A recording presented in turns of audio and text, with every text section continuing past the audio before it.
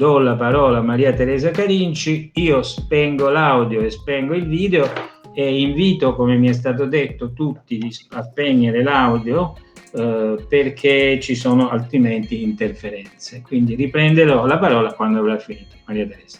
A te Maria Teresa, grazie. Grazie Oronzo. Vorrei iniziare con un pensiero affettuoso rivolto a Laura Alba e poi ringraziare ovviamente la rivista, il suo direttore, il professor Mazzotta, per questa iniziativa. Avrò poco tempo a mia disposizione, il tema che mi è stato assegnato è un tema molto impegnativo, l'obbligo di sicurezza e la responsabilità datoriale prima e dopo. Prima, cioè oggi, io ho inteso, e dopo, cioè quale sarà il lascito di questa fase emergenziale. Anticipo subito che il tempo a mia disposizione mi permetterà di concentrarmi soprattutto sull'oggi e poi magari riservare qualche battuta finale al dopo. Voglio iniziare con una premessa sollecitata da un intervento di un collega qualche giorno fa in un altro seminario. Vorrei specificare che a mio parere le modalità di trasmissione del virus a questo punto sono note.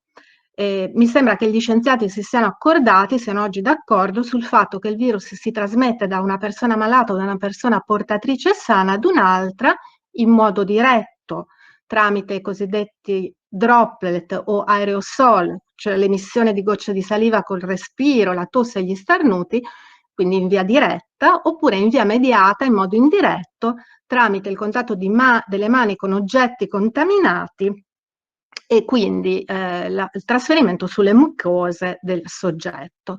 Quindi mi pare che dalla letteratura scientifica emerga che la scienza ha chiarito quale sia oggi la legge di copertura, cioè le modalità di trasmissione del virus. È un aspetto che sottolineo subito perché vedrete è rilevante per le cose che dirò fra un attimo. Quindi il virus può diffondersi in ogni caso di prossimità fra le persone, nell'ambiente o in assenza di barriere fisiche fra di esse o in caso di condivisione di oggetti ed ambienti. Quindi tipicamente i luoghi di lavoro, proprio per queste caratteristiche di trasmissione del virus, diventano luoghi estremamente pericolosi per le modalità di organizzazione del lavoro fino ad oggi per la trasmissione del contagio. In questo contesto ovviamente è inutile richiamare la centralità dell'articolo 2087, fino ad oggi, secondo l'interpretazione consolidata, anche in giurisprudenza, individua un obbligo di comportamento, cioè non una obbligazione di diligenza e non una responsabilità oggettiva per danni causati al lavoratore, un obbligo di comportamento il cui il canone di diligenza è letto per interpretazione consolidata in modo particolarmente rigoroso perché viene richiesto al datore di lavoro un impegno che secondo l'orientamento giurisprudenziale deve rispettare il cosiddetto canone della massima sicurezza tecnologicamente possibile. Più in particolare, quindi, il datore di lavoro è tenuto ad adottare tutte le misure di sicurezza nominate ed innominate che secondo la particolarità del lavoro, l'esperienza e la tecnica, cioè alla luce dell'esperienza professionale del settore e del progresso scientifico, sono più idonee in relazione alle mansioni specifiche ad evitare o ridurre il rischio. Quindi la responsabilità datoriale sul piano civilistica sorge se l'obbligo di sicurezza non è adempiuto e poi sul piano della prova se il lavoratore è in grado di fornire non solo la prova della nocività dell'ambiente di lavoro, cioè della violazione di una regola cautelare imposta dall'ordinamento, nominato e nominata che sia, ma anche se è in grado di provare il nesso causale, oltre che il danno patito. Tutti questi oneri incombono sul lavoratore. Il datore potrà invece poi provare di aver adottato tutte le misure idonee a evitare il danno. Sulla scorta di queste premesse voglio pormi 3 domande. La prima: si può dire che il rischio di contagio rientra nello spettro dei rischi che a norma dell'articolo 2087 il datore è tenuto a prevenire? La seconda: Quale sforzo di diligenza deve profondere il datore di lavoro per assolvere al suo obbligo? E l'obbligo di diligenza, qui come in ogni altro caso, include misure nominate e innominate, oppure, come sostenuto da una parte della dottrina, è invece qui circoscritto alle sole misure nominate previste dal governo? E in terzo luogo, come potrà il lavoratore dimostrare il nesso causale fra nocività dell'ambiente di lavoro e infortunio occorsogli nel momento in cui è possibile che l'infezione sia stata contratta sul luogo di lavoro o anche al di fuori di esso. Quindi il nesso causale in una situazione in cui il virus è diffuso anche nell'ambiente sociale di riferimento può essere particolarmente complesso. La prima domanda. Allora, è pacifico che il rischio di contagio da Covid-19 non è un rischio endogeno all'organizzazione, quindi un rischio specifico, ma è un rischio esogeno o generico. Ma mi sembra indiscusso che per interpretazione giurisprudenziale ormai consolidata, l'articolo 2087 non distingue fra rischi endogeni o specifici e rischi esogeni o generici. L'articolo 2087 impone al datore di lavoro di prevenire o eliminandoli o riducendoli tutti i rischi, quale che sia la loro origine, che sono comunque presenti all'interno dell'organizzazione. Lo testimonia questo approccio molto ampio, testimoniato da quella giurisprudenza che impone al datore di lavoro di porre in essere misure di sicurezza per scongiurare rapine, cioè una sentenza che imputa al datore di lavoro un rischio comune quale quello da circolazione stradale su ghiaccio. C'è una sentenza della Cassazione che discute della responsabilità del datore per una patologia gastroenterica scatenatasi in azienda e quindi anche qui una patologia a diffusione generalizzata. È ovvio che nel caso della patologia coronavirus la situazione che descrivo è portata all'estrema, non è un singolo lavoratore messo a rischio o un gruppo di lavoratori, ma comunque ciò non toglie che l'infezione rientra, a mio parere, fra i rischi, tutti i rischi, siano essi generici o specifici, che l'articolo 2087 senza distinzione vuole prevenire. Passo alla seconda domanda. Quali misure il datore di lavoro deve adottare per ridurre il contagio ed assolvere l'obbligo di sicurezza? È a tutti noto, non mi soffermo su questo, che sono stati molti i provvedimenti fin qui adottati da parte del governo che ha indicato specifiche misure quindi nominate, vuoi attraverso atti diretti di DPCM prima e poi il decreto legge 19 del 2020, sia in via indiretta tramite il rinvio da parte della normativa ai protocolli stipulati con le parti sociali, prima quella del 14 marzo e poi integrato dal protocollo del 24 aprile. Questi protocolli, a mio parere, ma anche altri hanno espresso questa opinione, il contenuto dei protocolli è stato legificato in virtù sia del rinvio operato dal decreto 19/2020 adesso, sia dalla collocazione del secondo protocollo in appendice al decreto del Presidente del Consiglio del 26 aprile 2020. Questa normativa molto complessa, che si interseca anche con la normativa regionale, prevede dunque tutta una serie di disposizioni di sicurezza, di misure di sicurezza nominate. Possiamo dire che queste misure di sicurezza sono sufficienti, sono esaustive, il datore di lavoro una volta le abbia rispettate è esente ha assolto il suo obbligo. Come vi dicevo, c'è qualcuno in dottrina, in particolare il collega Marazza, che ha sostenuto che nel caso del Covid-19, poiché non esiste una legge di copertura scientifica certa, il datore di lavoro sarebbe comunque sarebbe tenuto a rispettare solo le misure di sicurezza nominate. Non si può richiedere al datore di lavoro di andare oltre perché la modalità di trasmissione del virus è incerta. Io penso che questa opinione non possa essere condivisa. In primo luogo, non è vero che una legge di copertura manca, la legge di copertura esiste, la scienza ha chiarito come si trasmette il virus, e cioè anche testimoniato da una ricerca statistica compiuta dalla Direzione Centrale Studi e Ricerche dell'INPS, che qualche giorno fa ha pubblicato questa ricerca, dimostrando che il diffondersi del contagio nelle diverse province italiane fra il 24 febbraio e il 21 aprile è aumentato proprio in quelle province in cui c'era una maggiore concentrazione di attività essenziali ed è aumentato in modo significativo, più del 20% delle province in cui l'attività era completamente bloccata.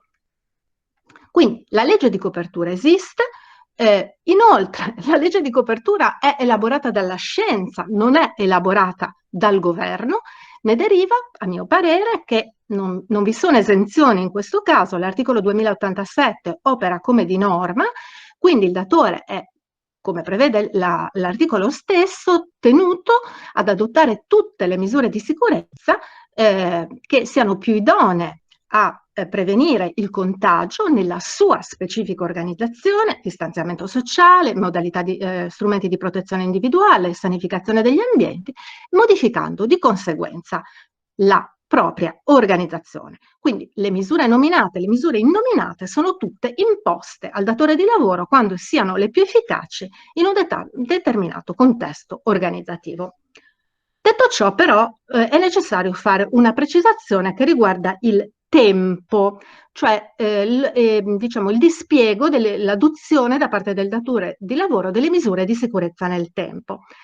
I datori di lavoro, come del resto i cittadini, non hanno avuto infatti consapevolezza fin dall'origine dell'esistenza del virus e delle sue modalità di trasmissione.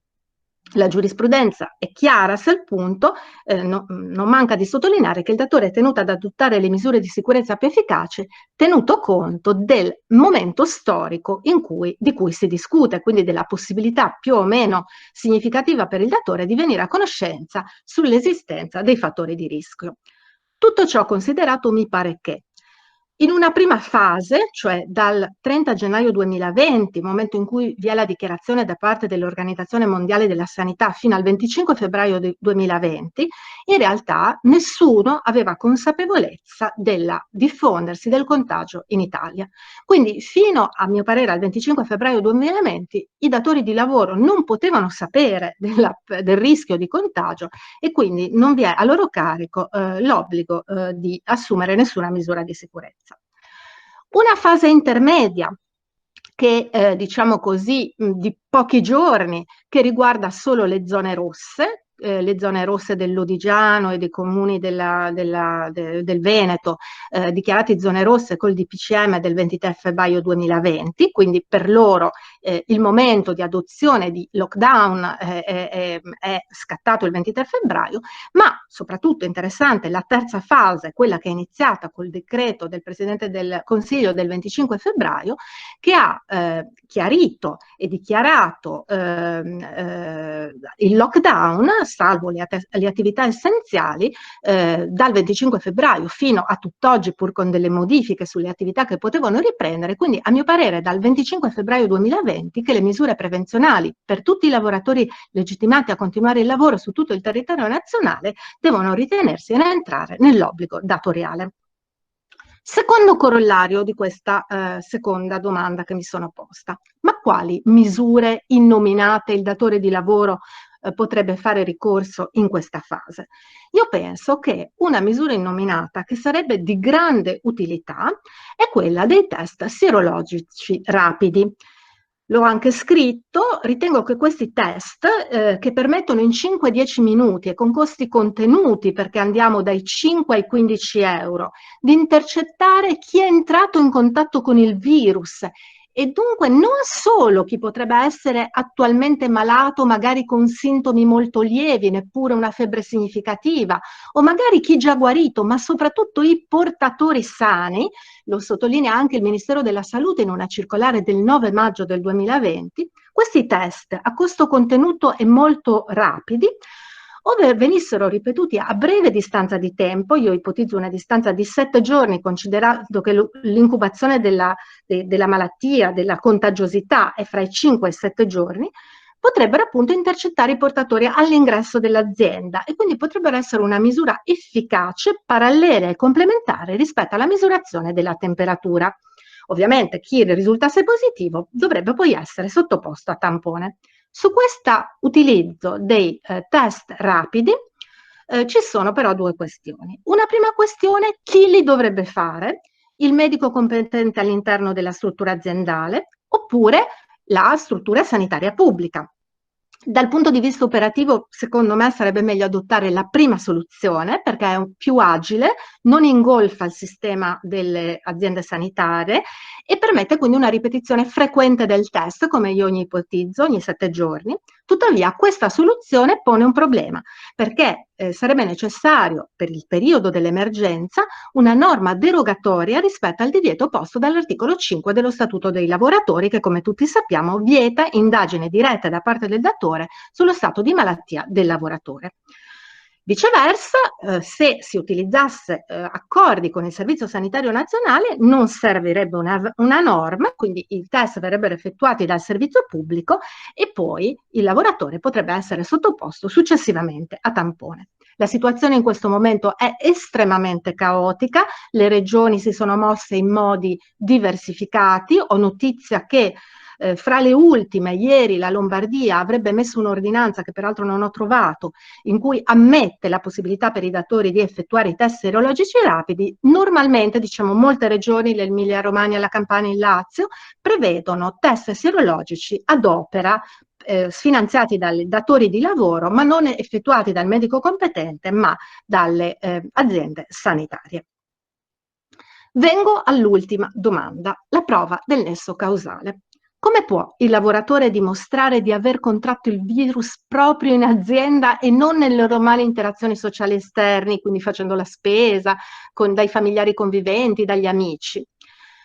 In materia di causalità materiale o di fatto, sia essa commissiva o omissiva, come in questo caso, è pacifico che debbano trovare applicazione i principi fissati dagli articoli 40 e 41 del Codice Penale, che sono comuni tanto in questo settore, in questo ambito, tanto alla materia penale quanto alla materia civile. Applicando queste norme, in tutti i casi di patologia ad origine multifattoriale si deve fare riferimento alla nozione di causalità probabilistica o regolarità causale, salva la precisazione che nel settore penale vige la regola per cui la prova deve essere dimostrata oltre ogni ragionevole dubbio, mentre in sede civile vale il principio della preponderanza dell'evidenza o del più probabile che non. Cosa comporta l'applicazione della regola della causalità probabilistica? È esclusa ogni presunzione circa la derivazione dell'evento dall'ambiente di lavoro, ma il lavoratore deve provare che sussiste una ragionevole probabilità scientifica della sussistenza del nesso causale, cioè che è ragionevolmente probabile un nesso fra l'evento e l'omissione della misura di sicurezza, della misura cautelare. Deve cioè provare che nel singolo caso, in modo controllabile, senza il comportamento dell'agente, con un alto grado di probabilità logica, l'evento non si sarebbe verificato. E questa prova deve essere data per giurisprudenza costante, sia sulla base di un dato quantitativo statistico, la cosiddetta probabilità quantitativa, la quale però non basta perché va verificata riconducendo anche, fornendo anche elementi di conferma in base al criterio della probabilità logica. Riportando questi principi al nostro caso, il lavoratore da una parte dovrebbe fornire prova del tasso di infezione nell'ambiente sociale di riferimento, la città, il paese circostante, mentre a mio parere il tasso di contagio in azienda non è un dato in possesso del lavoratore e quindi per il principio di prossimità della prova questo onere dovrebbe spettare al datore di lavoro. Accanto al dato quantitativo statistico dovrebbero poi essere aggiunti altri dati, altri elementi di carattere qualitativo specifici, lo spazio di prossimità sul luogo di lavoro con i colleghi, la frequenza di contatti con i colleghi, la esclusione di fattori di contagio extralavorativi tramite la prova della condotta sociale del lavoratore nella fase precedente alla malattia, la presenza di infezioni in famiglia, eccetera, eccetera. Quindi la prova del nesso causale in questo caso inevitabilmente dovrebbe essere la prova di un nesso probabilistico. E che dire infine del concorso di cause? Come può il lavoratore provare che il danno è derivato proprio dall'omissione delle misure di sicurezza e non invece da altre cause quali patologie pregresse, oncologiche, cardiache, eccetera? Qui vale una regola condivisa da tutta la giurisprudenza, il principio dell'equivalenza delle condizioni, anch'esso fondato sull'articolo 41 del Codice Penale, cioè la giurisprudenza ritiene che devono ritenersi causalmente collegate all'evento tutte quelle cause che abbiano costituito un antecedente indispensabile per il realizzarsi del risultato. Quindi le concause vengono valutate dai giudici tutte allo stesso modo.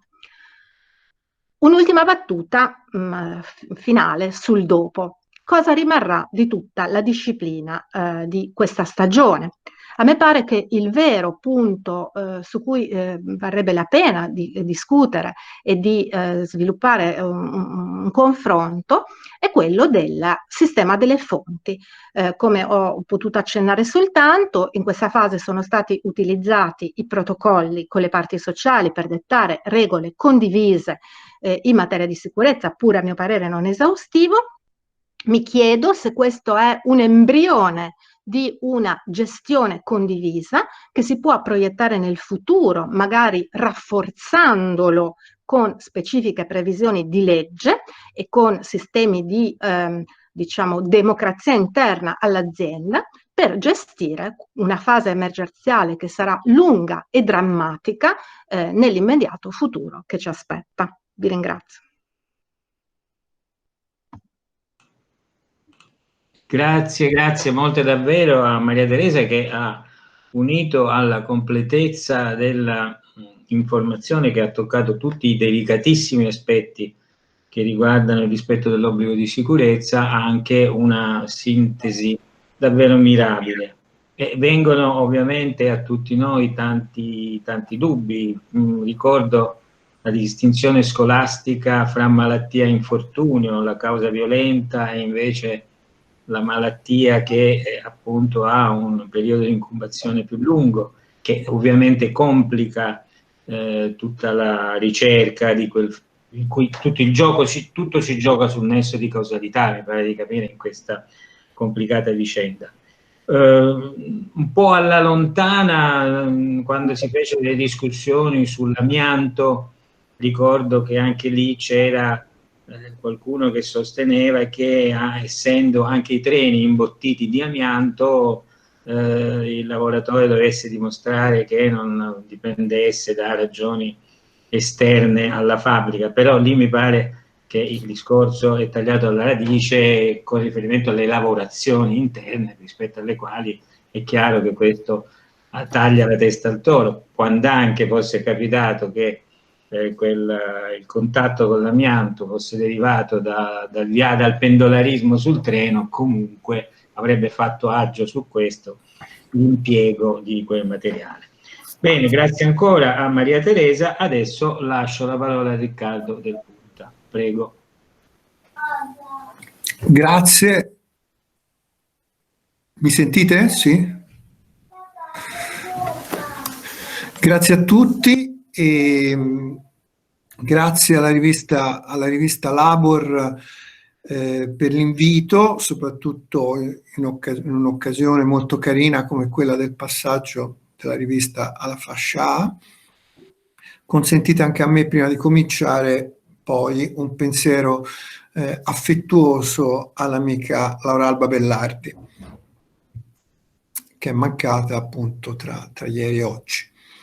Dunque, il tema che affronterò è quello degli ammortizzatori sociali, un tema particolare, abbastanza ostico, che io affronterò senza sognarmi minimamente di rivaleggiare con i consulenti del lavoro, che lo conoscono meglio di tutti, soprattutto in questo periodo, per il fatto di praticarlo ormai quotidianamente. Quindi quello che farò, dopo qualche parola introduttiva, sarà di proporre qualche riflessione sull'approccio regolativo seguito dal legislatore in questa occasione, poi su alcuni 2 o 3 nodi interpretativi che mi sembrano più importanti e finirò con rilevare alcune possibili implicazioni di sistema. Come base delle mie osservazioni terrò ovviamente presenti i decreti di marzo, cioè il decreto 9 e il decreto 18, poi convertiti con la legge 27 del 2020, ed anche il decreto rilancio che ci sta facendo tormentare non soltanto noi, soprattutto il governo, e che ho potuto vedere in una versione provvisoria di 2 o 3 giorni fa, ma naturalmente qui il discorso è con beneficio di inventario, anche perché il decreto rilancio ha scelto la strada di emendare la legge appena approvata, che è una strada, diciamo, non banale, ecco, per così dire, che obbliga a fare un po' di acrobazie di lettura. Dunque, qualche parola introduttiva, dicevo, era facilmente prevedibile che in un paese come l'Italia, con una certa tradizione, che poi ha praticamente inventato gli ammortizzatori sociali, la situazione di emergenza portasse a un grande investimento negli ammortizzatori. Del resto, quasi tutti gli stati, inclusi gli stessi Stati Uniti, in qualche modo, come dimostrano i rapporti molto preziosi contenuti dalla rivista online Labor Law Journal, ecco, quasi tutti gli stati hanno messo in campo interventi di questo tipo, mutatis mutandis. Più raro, come dimostrano plasticamente le file di disoccupati che si stanno producendo negli Stati Uniti come conseguenza di veri e propri licenziamenti di massa, anche da notizie raccolte è quello che sta accadendo. Più raro è che un ricorso forte agli ammortizzatori sociali si sia accompagnato a misure di blocco dei licenziamenti per ragioni economici, come quella adottata in Italia per 2 mesi, che saranno ora prorogate a 5 col decreto rilancio. Qui, fra l'altro, segnalo forse un problema, ma dipenderà dal testo definitivo del decreto. In origine le 2 misure erano pensate come assolutamente parallele, mi pare, salvo il vero, che ci fossero 2 mesi di blocco e 63 giorni, 9 settimane di cassa integrazione. Mentre la versione definitiva, ora che ha fatto i conti, visto che fino al 31 agosto, Ragioneria Generale dello Stato permettendo, le settimane di cassa integrazione da 9 diventerebbero 14, mentre il blocco arriva a 5 mesi, insomma, chi ha fatto i conti fa notare che potrebbe restarne fuori 1 mese e mezzo, 2, più o meno, in cui le imprese sarebbero ancora sottoposte ai blocchi dei licenziamenti, ma non potrebbero più fruire della cassa integrazione emergenza Covid-19. E queste imprese ovviamente non potranno neppure addurre l'impossibilità della prestazione, come ad esempio quelle sottoposte a chiusura, perché a quel punto si tratterà di imprese ormai riaperte, ma che magari si troveranno in difficoltà. Per esemplificare, che cosa farà un ristorante senza clienti in quel momento? Ecco che non potrà neanche più ricorrere alla cassa integrazione. Ora, al di là di questo, che verificheremo poi col testo definitivo, faccio un commento introduttivo e valutativo, certamente, quindi discutibile. La combinazione di queste 2 misure, non c'è dubbio, è un dispiegamento di forze notevole da parte del diritto del lavoro, che è conforme alla nostra tradizione, anche se sarebbe impensabile in altri ordinamenti, anche europei in certo modo. Va tutto bene, è necessario, purché, aggiungo, mi permetto di aggiungere, non diventi hubris del diritto del lavoro e faccia perdere il senso delle proporzioni, purché non faccia pensare, a mio avviso, che possa davvero accadere che nessuno perderà il posto di lavoro, e questo lo dico con un purtroppo che viene dal cuore, come hanno detto invece il Ministro dell'Economia e il Segretario della CGIL, e cioè che il diritto del lavoro sia la muraglia che può fermare lo tsunami. Io credo che ci si debba liberare di queste illusioni, che forse valgono solo per le amministrazioni pubbliche, per quelle sì. Bisogna liberarsene, perché non fanno che ritardare, a mio avviso, una presa di coscienza che non mi sembra essere molto diffusa nel Paese in questo momento, anche e soprattutto tra le forze di governo, cioè la presa di coscienza che a gioco medio e lungo il destino dei lavoratori dipende dal destino del sistema produttivo del Paese. E quindi voglio dire, a meno che non si pensi che sia alle viste un luminoso futuro in cui sarà lo Stato e dunque la politica, oltretutto la politica italiana, a menare tutte le danze dell'economia. Io non so personalmente se questo futuro sarebbe possibile e soprattutto se sarebbe così luminoso. Ciò detto, vengo, come dicevo, a qualche considerazione ricostruttiva. La legislazione, la normativa ha adottato una tecnica di regolazione abbastanza chiara. Ha innestato una nuova causale di intervento ordinario della cassa integrazione, appunto nella CIGO, e nelle forme equivalenti, cioè nei fondi vari di solidarietà, senza modificare i requisiti di applicazione di ciascuna di tali forme, come disciplinate dal decreto 148. Quindi la CIGO vera e propria vale per le sole imprese sottoposte alla CIGO, le altre devono ricorrere ai fondi. Fermo restando che, anche se dalle norme, devo essere onesto, non l'ho capito fino in fondo, anche questi fondi dovrebbero poter accedere alle risorse pubbliche del mitico articolo 126 della legge 27. Poi le lacune di protezione che rimanevano sono state colmate con la cassa integrazione guadagni in deroga, che prudentemente non era mai stata dichiarata morta per sempre, diciamo così. Quindi un disegno anche razionale, che si può prestare a due tipi di critiche, una secondo me poco centrata in questo momento e una forse da prendere in considerazione, anche se ormai non è stata presa in considerazione. Ecco, quella che è un po' un fuor d'opera, a mio avviso, è scoprire adesso la frammentazione delle forme di ammortizzatori e darne la colpa a questa normativa.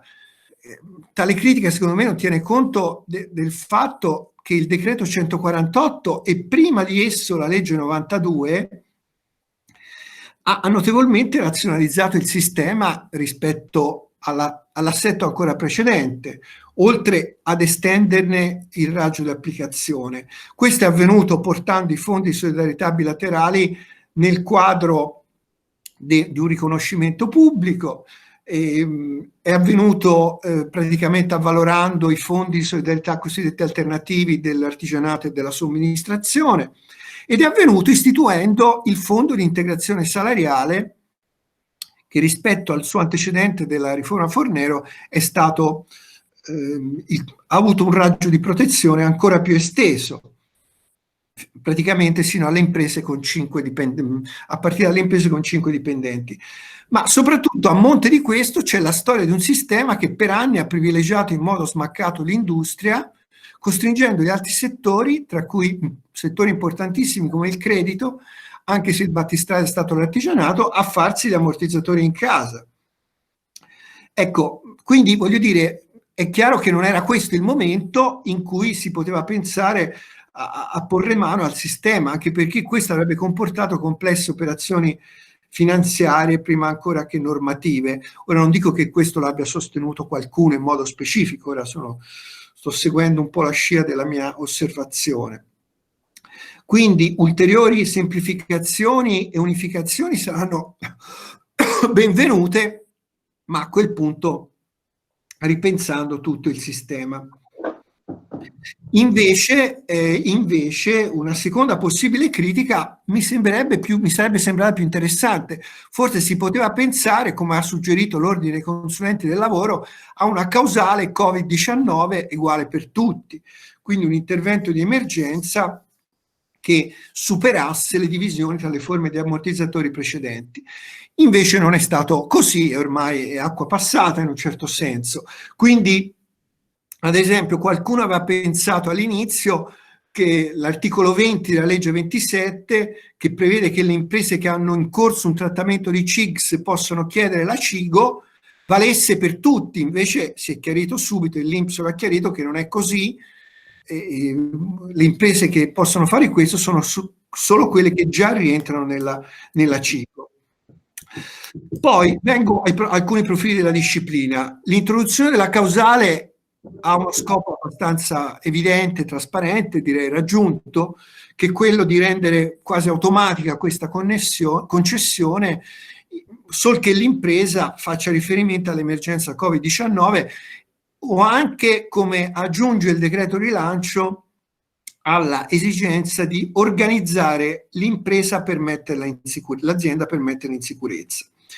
Dopodiché ci sono una serie di deroghe alla disciplina della CIGO, pagamento del contributo addizionale, la valenza dei periodi per i massimali di durata, eccetera. E poi c'è anche una deroga alla procedura, ex articolo 14, che però è stata sostituita da un'analoga, semplificata, nel senso che può svolgersi anche in via telematica e che praticamente deve poi durare 3 giorni massimo, ma deve comprendere, come la procedura normale, un'informazione, una consultazione e un esame congiunto. Qui c'è stato un certo balletto con la legge di conversione, cioè la legge di conversione ha abolito la procedura, peraltro valeva il principio tempus regit actum, e il decreto rilancio, stando alle versioni che ho visto, l'ha reintrodotta.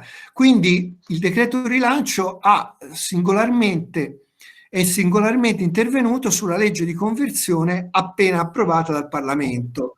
Diciamo che a livello di decretazione d'urgenza è una cosa non proprio ortodossa, tuttavia diciamo, mettiamo che il gioco abbia valso la candela. Segnalo poi l'estrema flessibilità temporale della domanda. Prima addirittura si poteva fare entro il 4º mese dall'inizio della sospensione, ora forse sarà ridotto al 1° mese, alla fine del 1° mese successivo.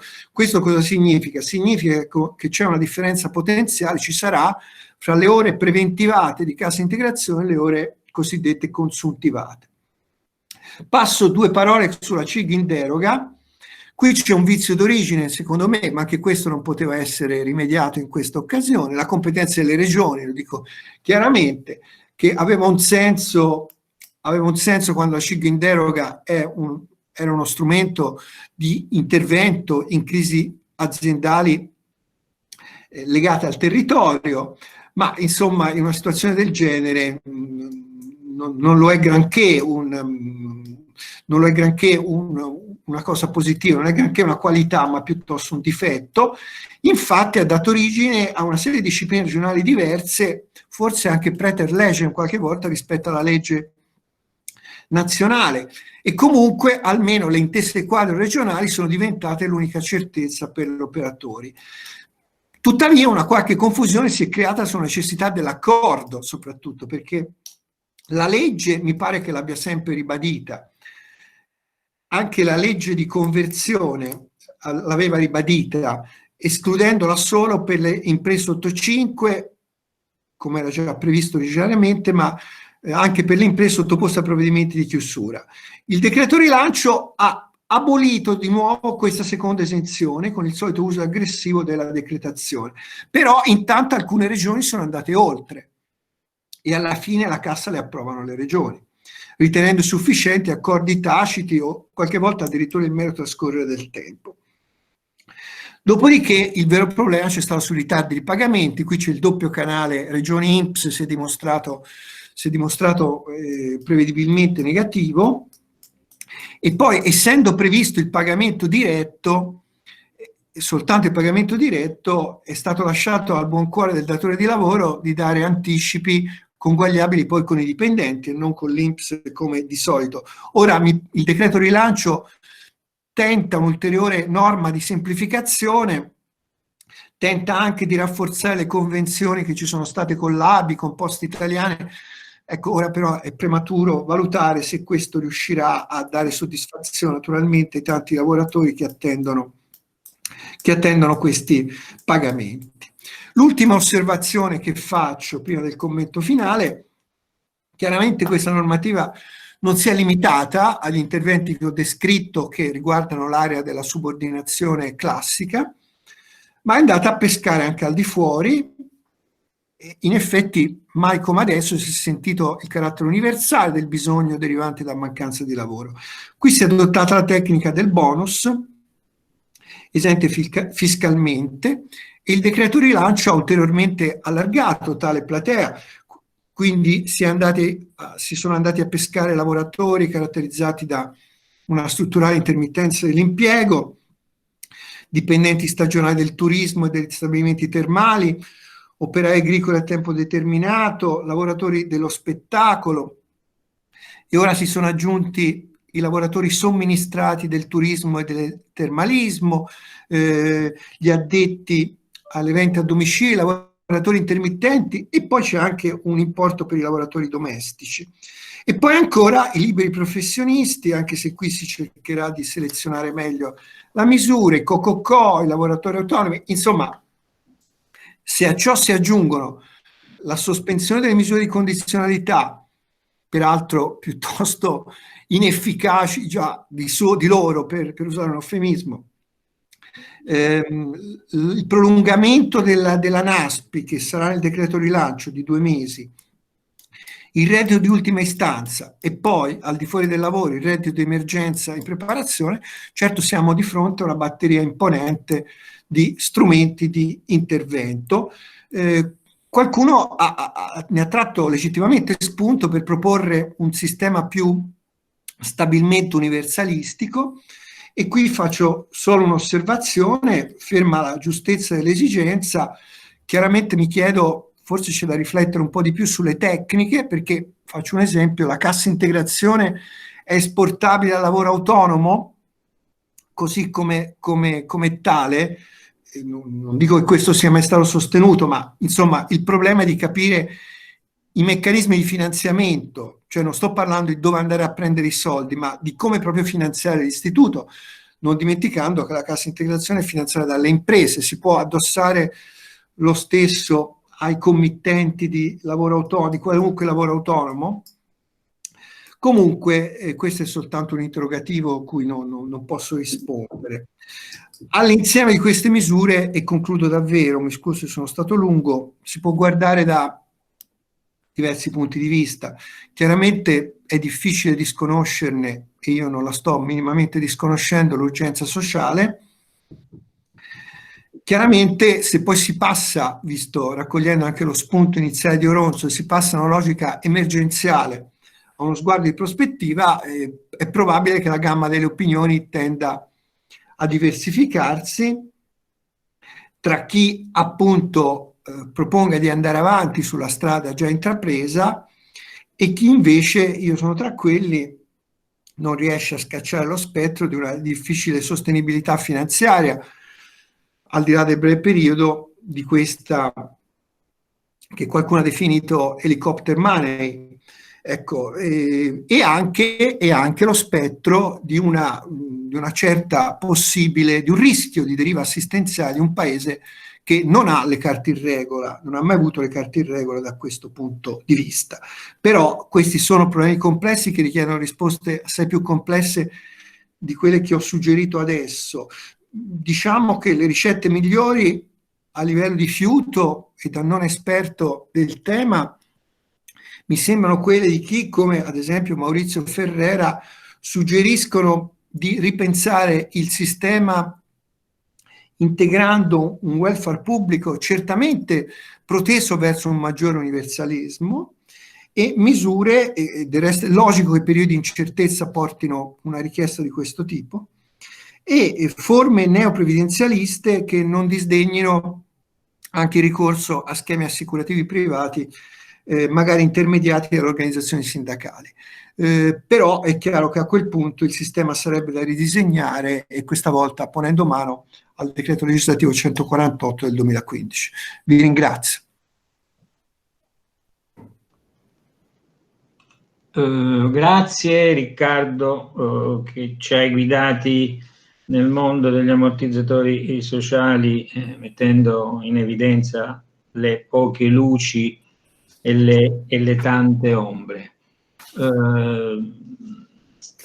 Procedo spedito per non fare osservazioni che portano via tempo.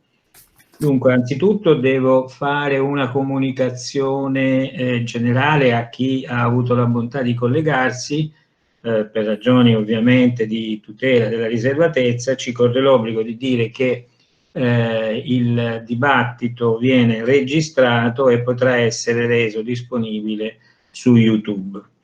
Una seconda comunicazione di servizio è che l'amico Ferrante mi comunicava di avere difficoltà. No, mi sono collegato. È riuscito a collegarsi. Allora, tutto in ordine, niente a posto, è tutto in ordine, quindi lascio la parola a Vincenzo.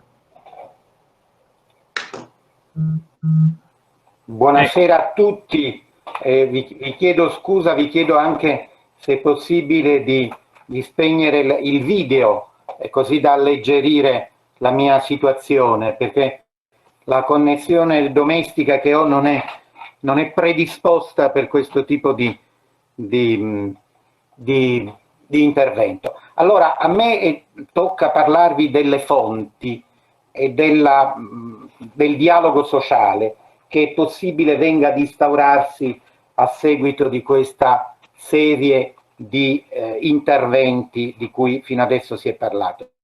Sono fonti anche europee, sicuramente atipiche, perché sono financo checklist, sono guidelines, hanno titoli un po' strani.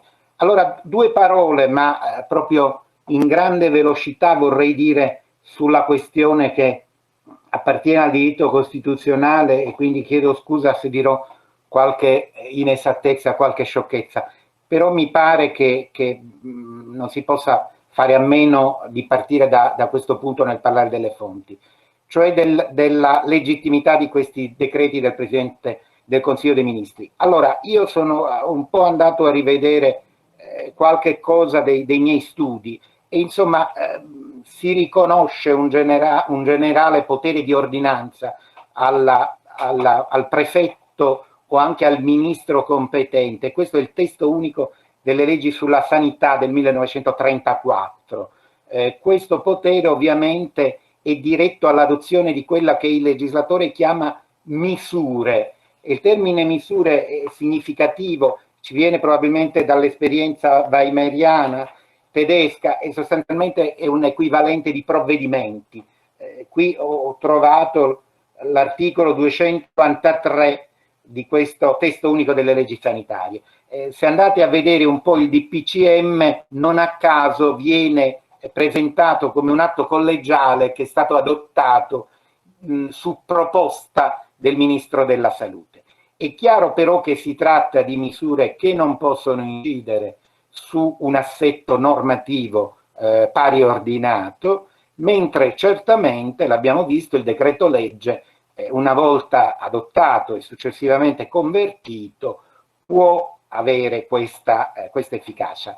Resta da aggiungere, ma lo dico con certezza, che in materia di tutela della salute e sicurezza eventuali accordi aziendali non possono derogare sulla scorta dell'articolo 8, perché il limite dell'articolo 8 del decreto legislativo 138 è esattamente quello di garantire il rispetto della normativa europea. E siccome il decreto legislativo 81 del 2008 per larghissima parte non fa altro che riprodurre norme della direttiva madre e delle direttive figlie, è chiaro che qui non c'è un potere derogatorio.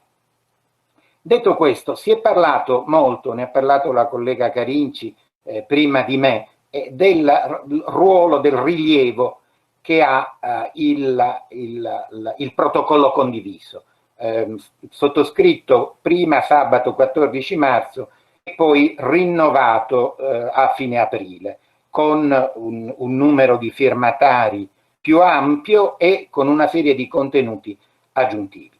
Allora, questo protocollo è richiamato nel decreto Presidente del Consiglio dei Ministri del 27 aprile 2020, anzi addirittura è allegato al provvedimento stesso che è stato pubblicato in Gazzetta Ufficiale.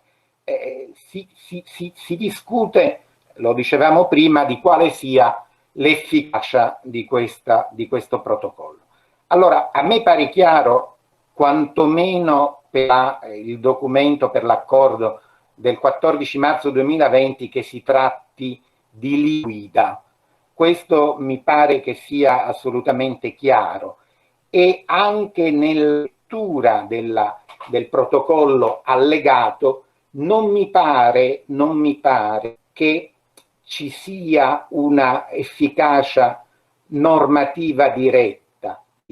in certa misura si presentano queste norme come norme che richiedono successivo adattamento.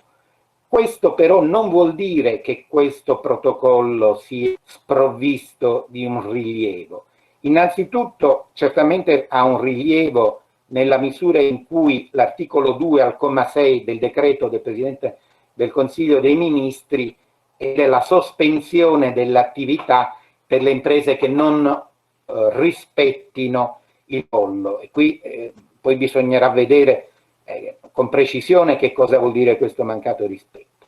In secondo luogo, ma io credo che qui ci troviamo in quel caso classico di cui a lungo abbiamo discusso quando le cosiddette guidelines si sono presentate nel nostro ordinamento, di una norma di diligenza, che è quella ovviamente dell'articolo 2087, e che poi si deve appoggiare per potersi declinare e adattare ai contesti, e alle circostanze e alle organizzazioni delle singole imprese a regole di diligenza.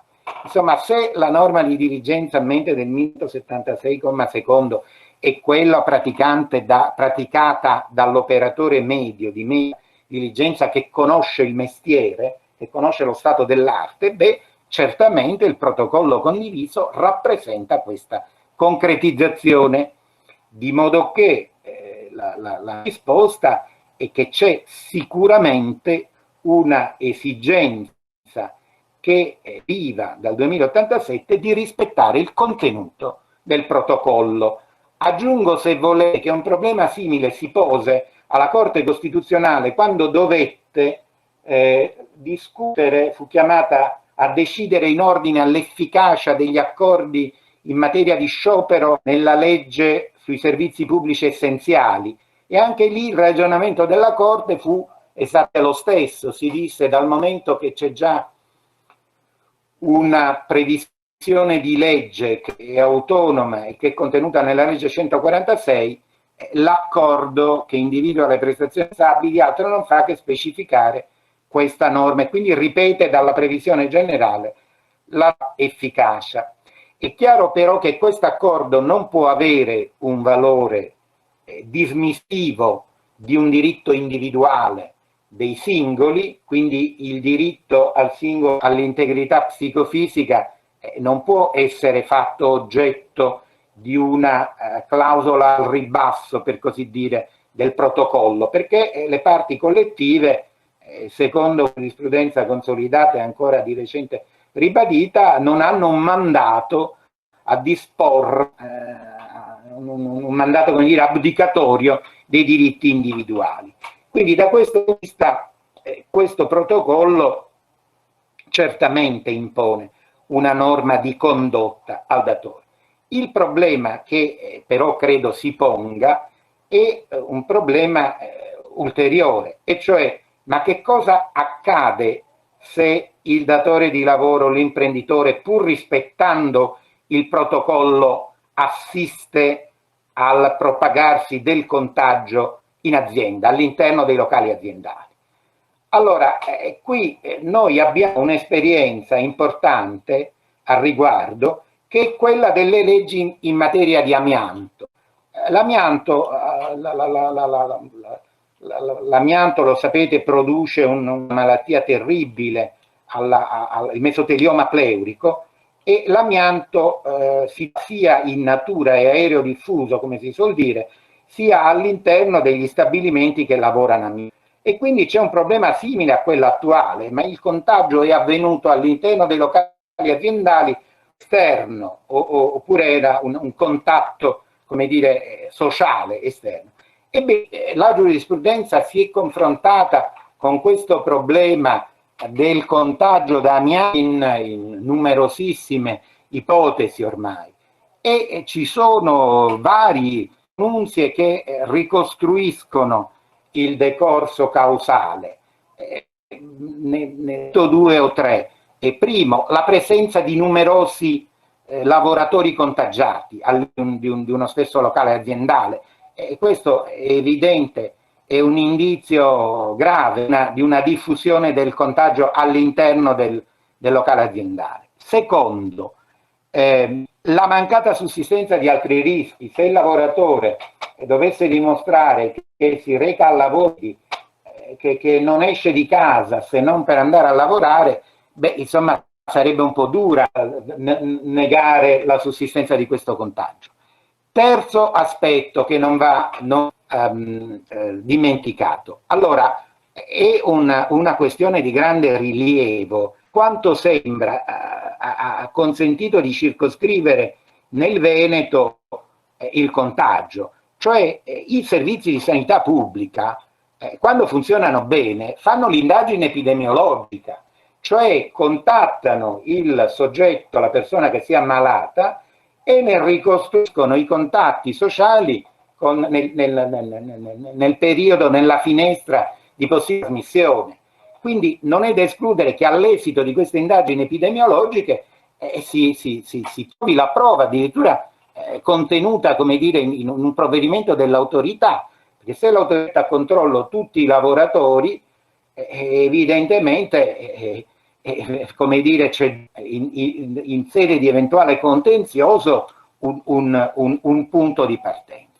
Da questo punto di vista il problema è esattamente questo, ma il datore, una volta che ha dimostrato il rispetto, l'adempimento di quelli che sono i contenuti del protocollo, può sottrarsi ad una richiesta di risarcimento? Allora, prima di rispondere a questo quesito faccio un ulteriore passo. In realtà il contenuto del protocollo nei suoi 13 capitoli è vastissimo. C'è in fondo tutto l'aspetto relativo alla costituzione dei comitati. Allora, non è infrequente che per esempio la mancata formazione specifica venga a causa dall'INAIL o dai servizi di sanità pubblica. Quindi una domanda, che non abbia costituito i comitati di cui al punto 13 del protocollo condiviso dell'aprile 2020, ha o non ha rispettato il contenuto del protocollo? Perché è chiaro che se anche, come dire, se l'evento richiede il puntuale rispetto di quella che l'ispettorato del lavoro chiama checklist, avete visto, l'ispettorato ha preso il contenuto del protocollo e ha fatto un lungo elenco cui chiede, proprio fa la checklist, bisogna spuntare tutti gli adempimenti. Quindi questo è un primo atto. Forse le imprese dovranno effettivamente muoversi nella direzione di attivare consultazione e tutte le previsioni che sono numerose, che sono contenute. Ma andiamo al quesito. Cosa avviene se, malgrado il rispetto del protocollo, comunque contagio che avviene in azienda e attraverso quegli indizi che prima, o quegli elementi di prova che prima richiamavo, c'è effettivamente, si raggiunge effettivamente la prova che il contagio è avvenuto in sede aziendale?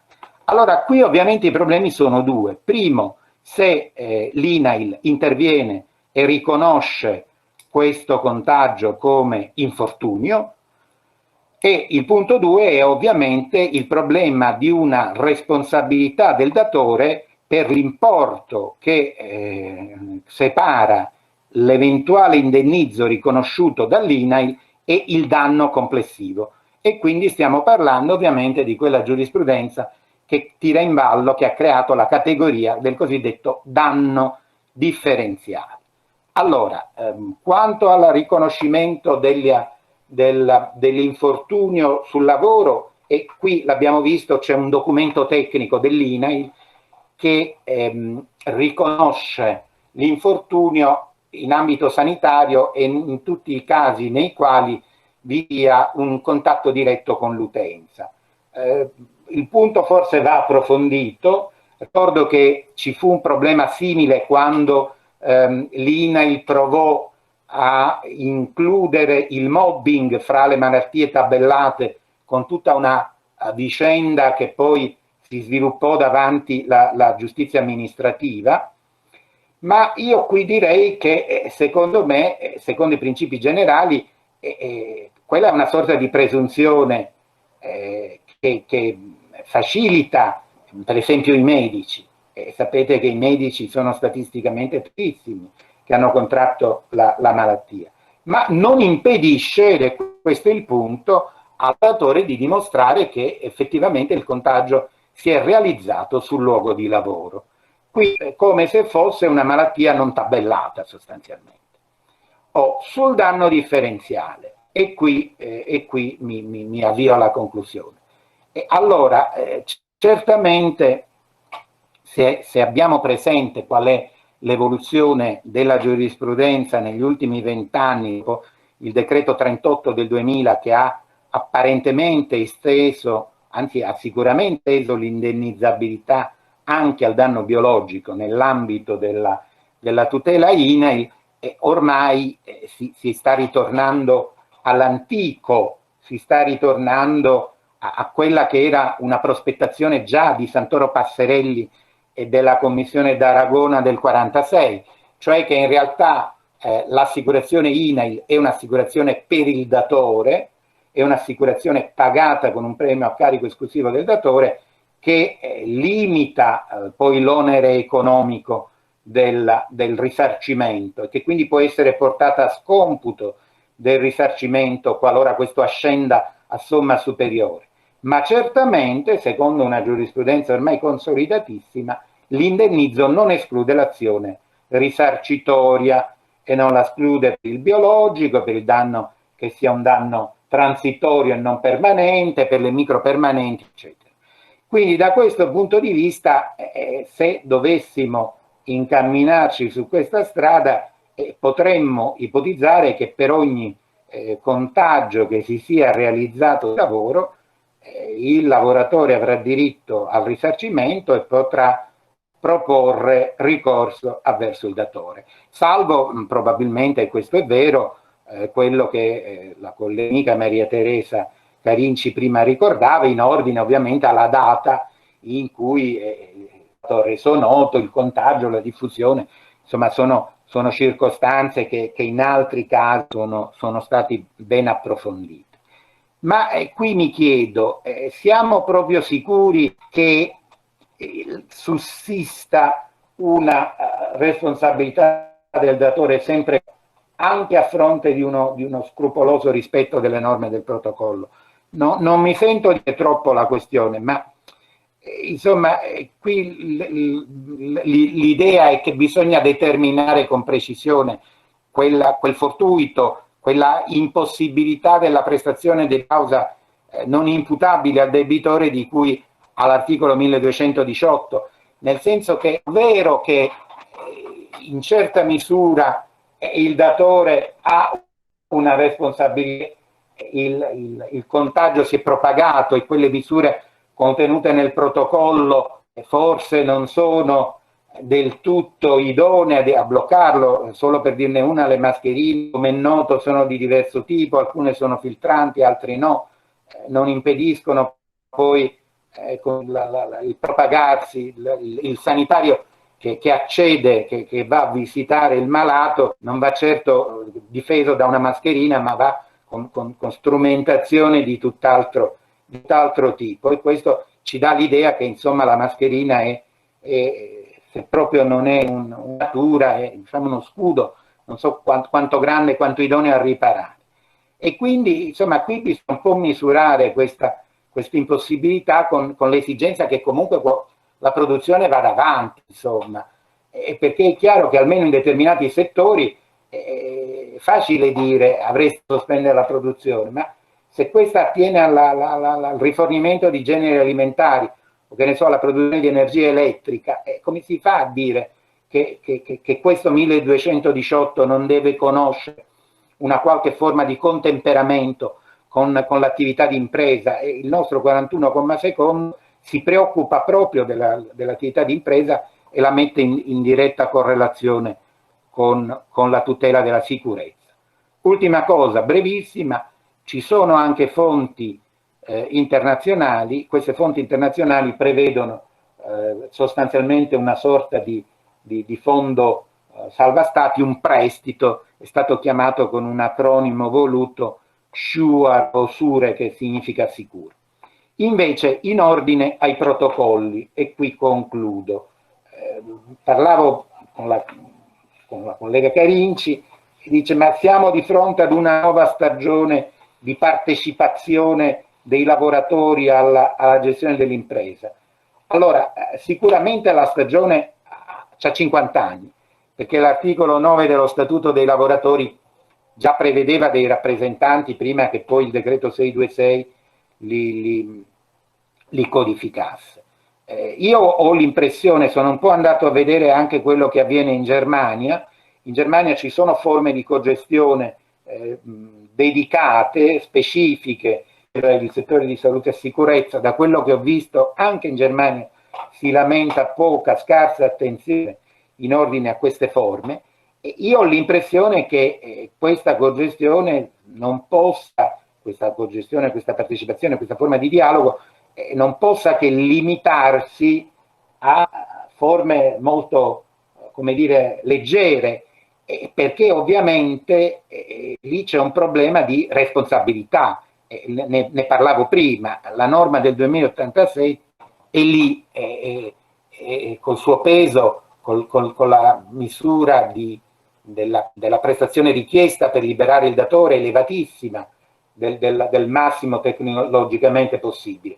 Quindi è chiaro che la contrattazione collettiva sarà molto attenta a non alleggerire questo carico. Aggiungo, e qui veramente concludo, che il protocollo ipotizza sia una forma aziendale sia una forma territoriale, e qui sostanzialmente non ci discostiamo molto dall'articolo 51 del decreto 81 o da forme già presenti, l'RLS in genere è componente della RSI, ma ipotizza anche dei comitati che coinvolgano le ASL e altri soggetti istituzionali, menzionando l'INAIL.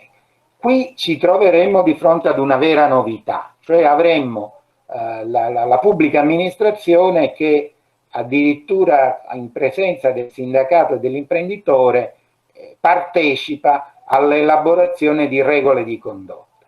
A me pare estremamente difficile che forme di questo tipo si realizzino, perché queste indicazioni che poi dovessero emergere da un documento condiviso non potrebbero che avere poi quel carattere di prescrizione a mente del decreto 124 del 2004 in materia di ispezione, e quindi in qualche modo verrebbero, per così dire, a legare le mani poi in sede ispettiva all'INAIL e all'ASL.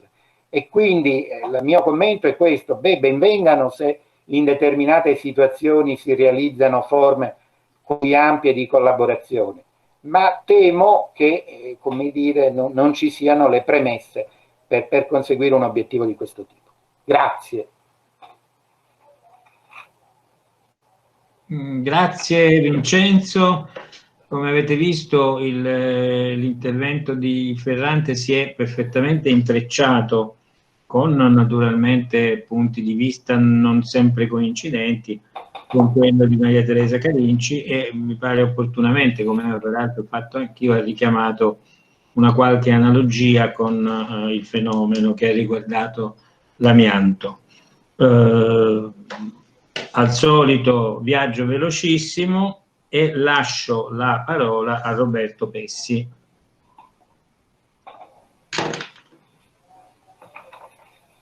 Eccomi. Allora, naturalmente ringrazio Ronzo, saluto i colleghi e tutti i presenti. Anch'io ricordo questa giornata triste perché ci è venuta a mancare Laura Arba, che conoscevo da tantissimi anni, persona straordinaria. E vengo al tema che mi è stato assegnato perché il tempo scorre. Il tema è quanto hanno tenuto le categorie contrattuali del diritto del lavoro in questa situazione di emergenza. La mia risposta, devo dire, è che in realtà le categorie contrattuali come noi le abbiamo conosciute prima dell'emergenza hanno tenuto benissimo e dopo l'emergenza terranno altrettanto bene. È vero che l'impatto psicologico complessivo è stato un impatto molto significativo, perché noi abbiamo avuto, specialmente nella prima fase del lockdown, una presenza sempre più significativa dei rider, e quindi tutta la tematica sui rider ci è parsa particolarmente importante, particolarmente significativa. È come se fossimo stati colpiti dall'importanza centrale che aveva il lavoro sulle piattaforme e tramite la piattaforma nel momento in cui eravamo sostanzialmente reclusi in casa. D'altra parte lo smart working ci ha lanciato subito sul tema dell'organizzazione del lavoro a distanza, diciamo spezzando quel rapporto spazio-temporale che invece caratterizzava il lavoro in presenza, e naturalmente in un contesto in cui si consentiva, quasi si imponeva all'impresa di poter fare lo smart working in assenza di accordo individuale e collettivo come misura emergenziale per non ricorrere agli ammortizzatori sociali di cui ci ha parlato lungamente Riccardo Del Ponte.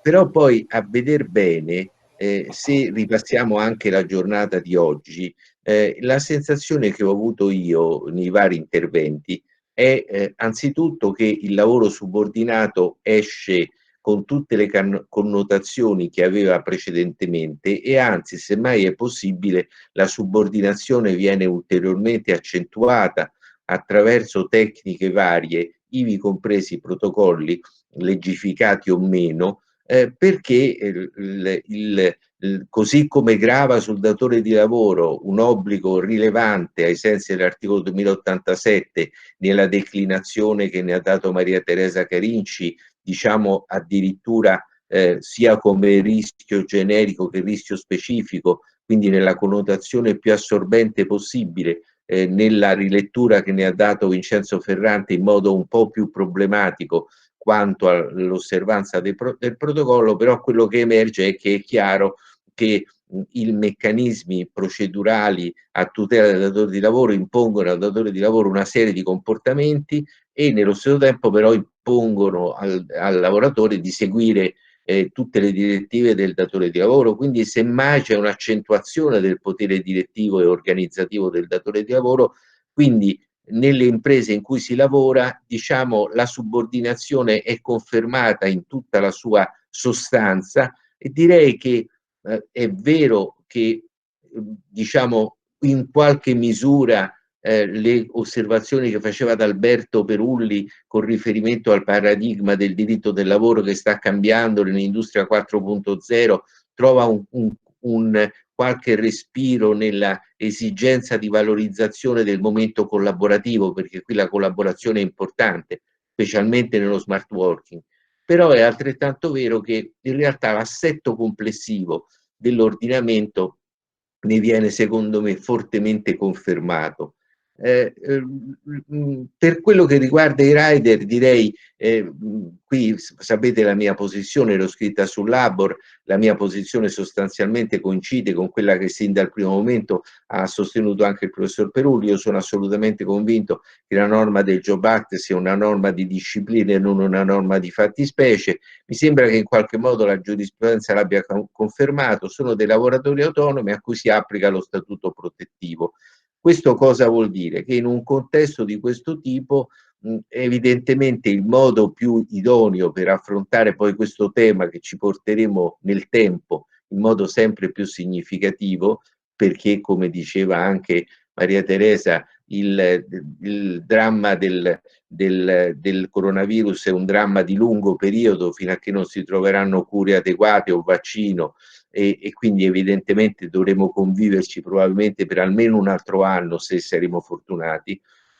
In questo contesto forse la contrattazione collettiva potrebbe sciogliere una serie di nodi che sono rimasti irrisolti, in particolare dopo la Cassazione, a proposito della dimensione dello statuto protettivo, perché mentre una parte della giurisprudenza ha scelto un po' fior da fiore con riferimento alla prima vertenza, in realtà poi sostanzialmente la Cassazione lascia aperto perfino il tema dei licenziamenti collettivi. È vero che, come ci diceva Riccardo Del Punta, intanto ora c'è il blocco per 5 mesi, ma che si possa immaginare, a proposito dei rider, che nel momento in cui non riconfermo per uno slot dalle 8 alle 9 più di 5 rider perché ci sono motivi legati, per esempio, ad una minor richiesta nel momento in cui è possibile ritornare ai ristoranti o ai bar, è chiaro che a questo punto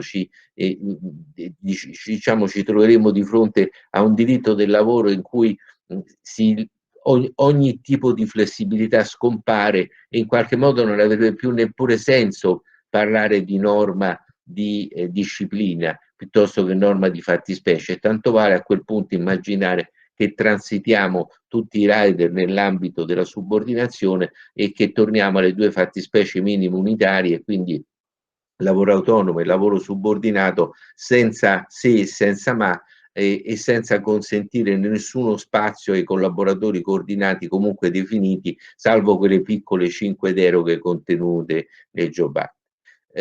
Per quello che riguarda il lavoro autonomo resterà quello che è. Il lavoratore debole contrattualmente ha trovato una prima tutela, ma abbiamo visto che è una tutela molto ridotta nell'intervento del 2017, oggi trova una tutela negli ammortizzatori sociali, e qui Riccardo Del Punta ha veramente diciamo, cercato di darci un quadro di riferimento importante anche sull'ipotesi di un sistema universalistico, con tutte le difficoltà di un sistema universalistico, perché in questo caso si tratterebbe di stabilire come finanziare la tutela nei confronti del lavoro autonomo, in che misura finanziarla, che dimensione di tutela si può immaginare, con tutte le incertezze del caso, perché poi nel lungo elenco che Riccardo ha fatto è evidente che tutto il lavoro autonomo verrebbe ad essere tutelato, ma in versioni diverse. Si può pensare a liberi professionisti allo stesso modo dei piccoli imprenditori commerciali o appunto dei gestori della ristorazione che hanno visto l'impossibilità per lunghi mesi di poter allora aprire il ristorante troppo piccolo, o che non l'apriranno mai perché non hanno sufficienti posti per il tavolo da 4 metri 4x4 previsto dal comitato scientifico. Quindi i temi sono tanti, ma diciamo si resta nell'ambito delle categorie tradizionali, con degli aggiustamenti. Questo è evidente. In questa fase di emergenza, per esempio, lo smart working, che ha interessato più o meno 10 milioni di lavoratori, potrebbe diventare una modalità che ci porteremo nel tempo e che forse potrebbe portarci, ha detto bene il nostro direttore Oronzo Mazzotta quando parlava della fabbrica delle regole, le regole della fabbrica e la fabbrica delle regole, con quella simpatica espressione che avevo utilizzato facendo un gioco di parole. Probabilmente si andrà verso una rivisitazione di tante regole che riguardano la gestione del rapporto di lavoro. È evidente che la contrattazione collettiva qui potrà far molto, è evidente che qui potrà far molto anche il welfare territoriale. Del Punta diciamo, ci diceva anche dell'idea di Ferrera, è una vecchia idea quella di affiancare al welfare pubblico un welfare previdenziale, semmai di tipo assicurativo. In realtà questo in parte è avvenuto, vedete il contratto dei metalmeccanici o anche la previdenza complementare che assume sempre più peso in certi contesti, però il quadro di riferimento anche rispetto allo smart working potrebbe essere portare a ulteriori modifiche. Ci potrebbe essere lo scambio: io ti do 5 giorni di smart working, ma tu per questa settimana rinunci a un giorno della 104. Quindi diciamo meccanismi che in qualche modo riducono il costo del lavoro o monetizzano una serie di diritti, qui senza perderli naturalmente, perché lo scambio dovrebbe essere equo e la contrattazione collettiva gestirla nel miglior modo possibile. Però andando a vedere bene di tutto quello che è successo in questo periodo dell'emergenza e la riemersione dopo l'emergenza, in realtà le categorie tradizionali del diritto del lavoro hanno ottenuto benissimo e non hanno modificato gli assetti. Apparentemente e evidentemente attraverso il lockdown, attraverso lo smart working, attraverso il trionfo dei rider che ci hanno portato a casa perfino i medicinali o la spesa quando era possibile, ci è parso di avere un quadro di riferimento che veniva in parte a modificarsi, perché ci è parso che l'intermediazione fra il consumatore e diciamo l'erogatore del servizio avesse degli intermediari che potessero richiamare di tanti fenomeni diversi, ma tutto il dialogo sul lavoro sulle piattaforme che ci ha interessato, affascinato. Sapete che io stesso ci ho scritto un libro su cui una parte del libro proprio relativamente, diciamo, questo quadro non lo ha modificato. È un tema molto diverso quello dei riferimenti al sistema diciamo di protezione sociale, perché è evidente che il tema del reddito di cittadinanza e degli altri redditi di inclusione, reddito di emergenza che stanno emergendo e consolidandosi, sono temi che aprono scenari molto più articolati e molto diversi. Qui una battuta si potrebbe fare con riferimento alla scomparsa della condizionalità, tenuto conto che tanto si è discusso della carenza sul piano della filiera alimentare, dei braccianti agricoli da regolarizzare o delle colf e delle badanti, si potrebbe forse immaginare che l'emergenza potrebbe anche spingere a una condizionalità che non preveda più offerte di lavoro a livelli non necessariamente comparabili o semicomparabili, ma che consenta a chi percepisce certi redditi, anzi imponga a chi percepisce certi redditi, anche di accettare lavori più umili e meno coerenti alle loro potenzialità. Ma questo è un discorso che ci porterebbe molto lontano e che certamente non è questa la sede per affrontare. Il mio compito era quello di rispondere a una domanda del civilista, professor Oronzo Mazzotta. La domanda del civilista era: ma la categoria contrattuale del diritto del lavoro, l'emergenza le ha stravolte o no? E la mia risposta è no, anzi in qualche misura le ha confermate, le ha rafforzate, e quindi semmai sarà la contrattazione collettiva il compito di farsi carico di meglio disciplinare il fenomeno dei riders, perché gli interventi legislativi sono rimasti in qualche misura confusi e la stessa giurisprudenza non è riuscita a trovare un ordine per la sistematizzazione di questo modello e più in generale di tutti quei modelli di interazione attraverso la piattaforma che richiamano i vecchi tradizionali co-co-co. Grazie.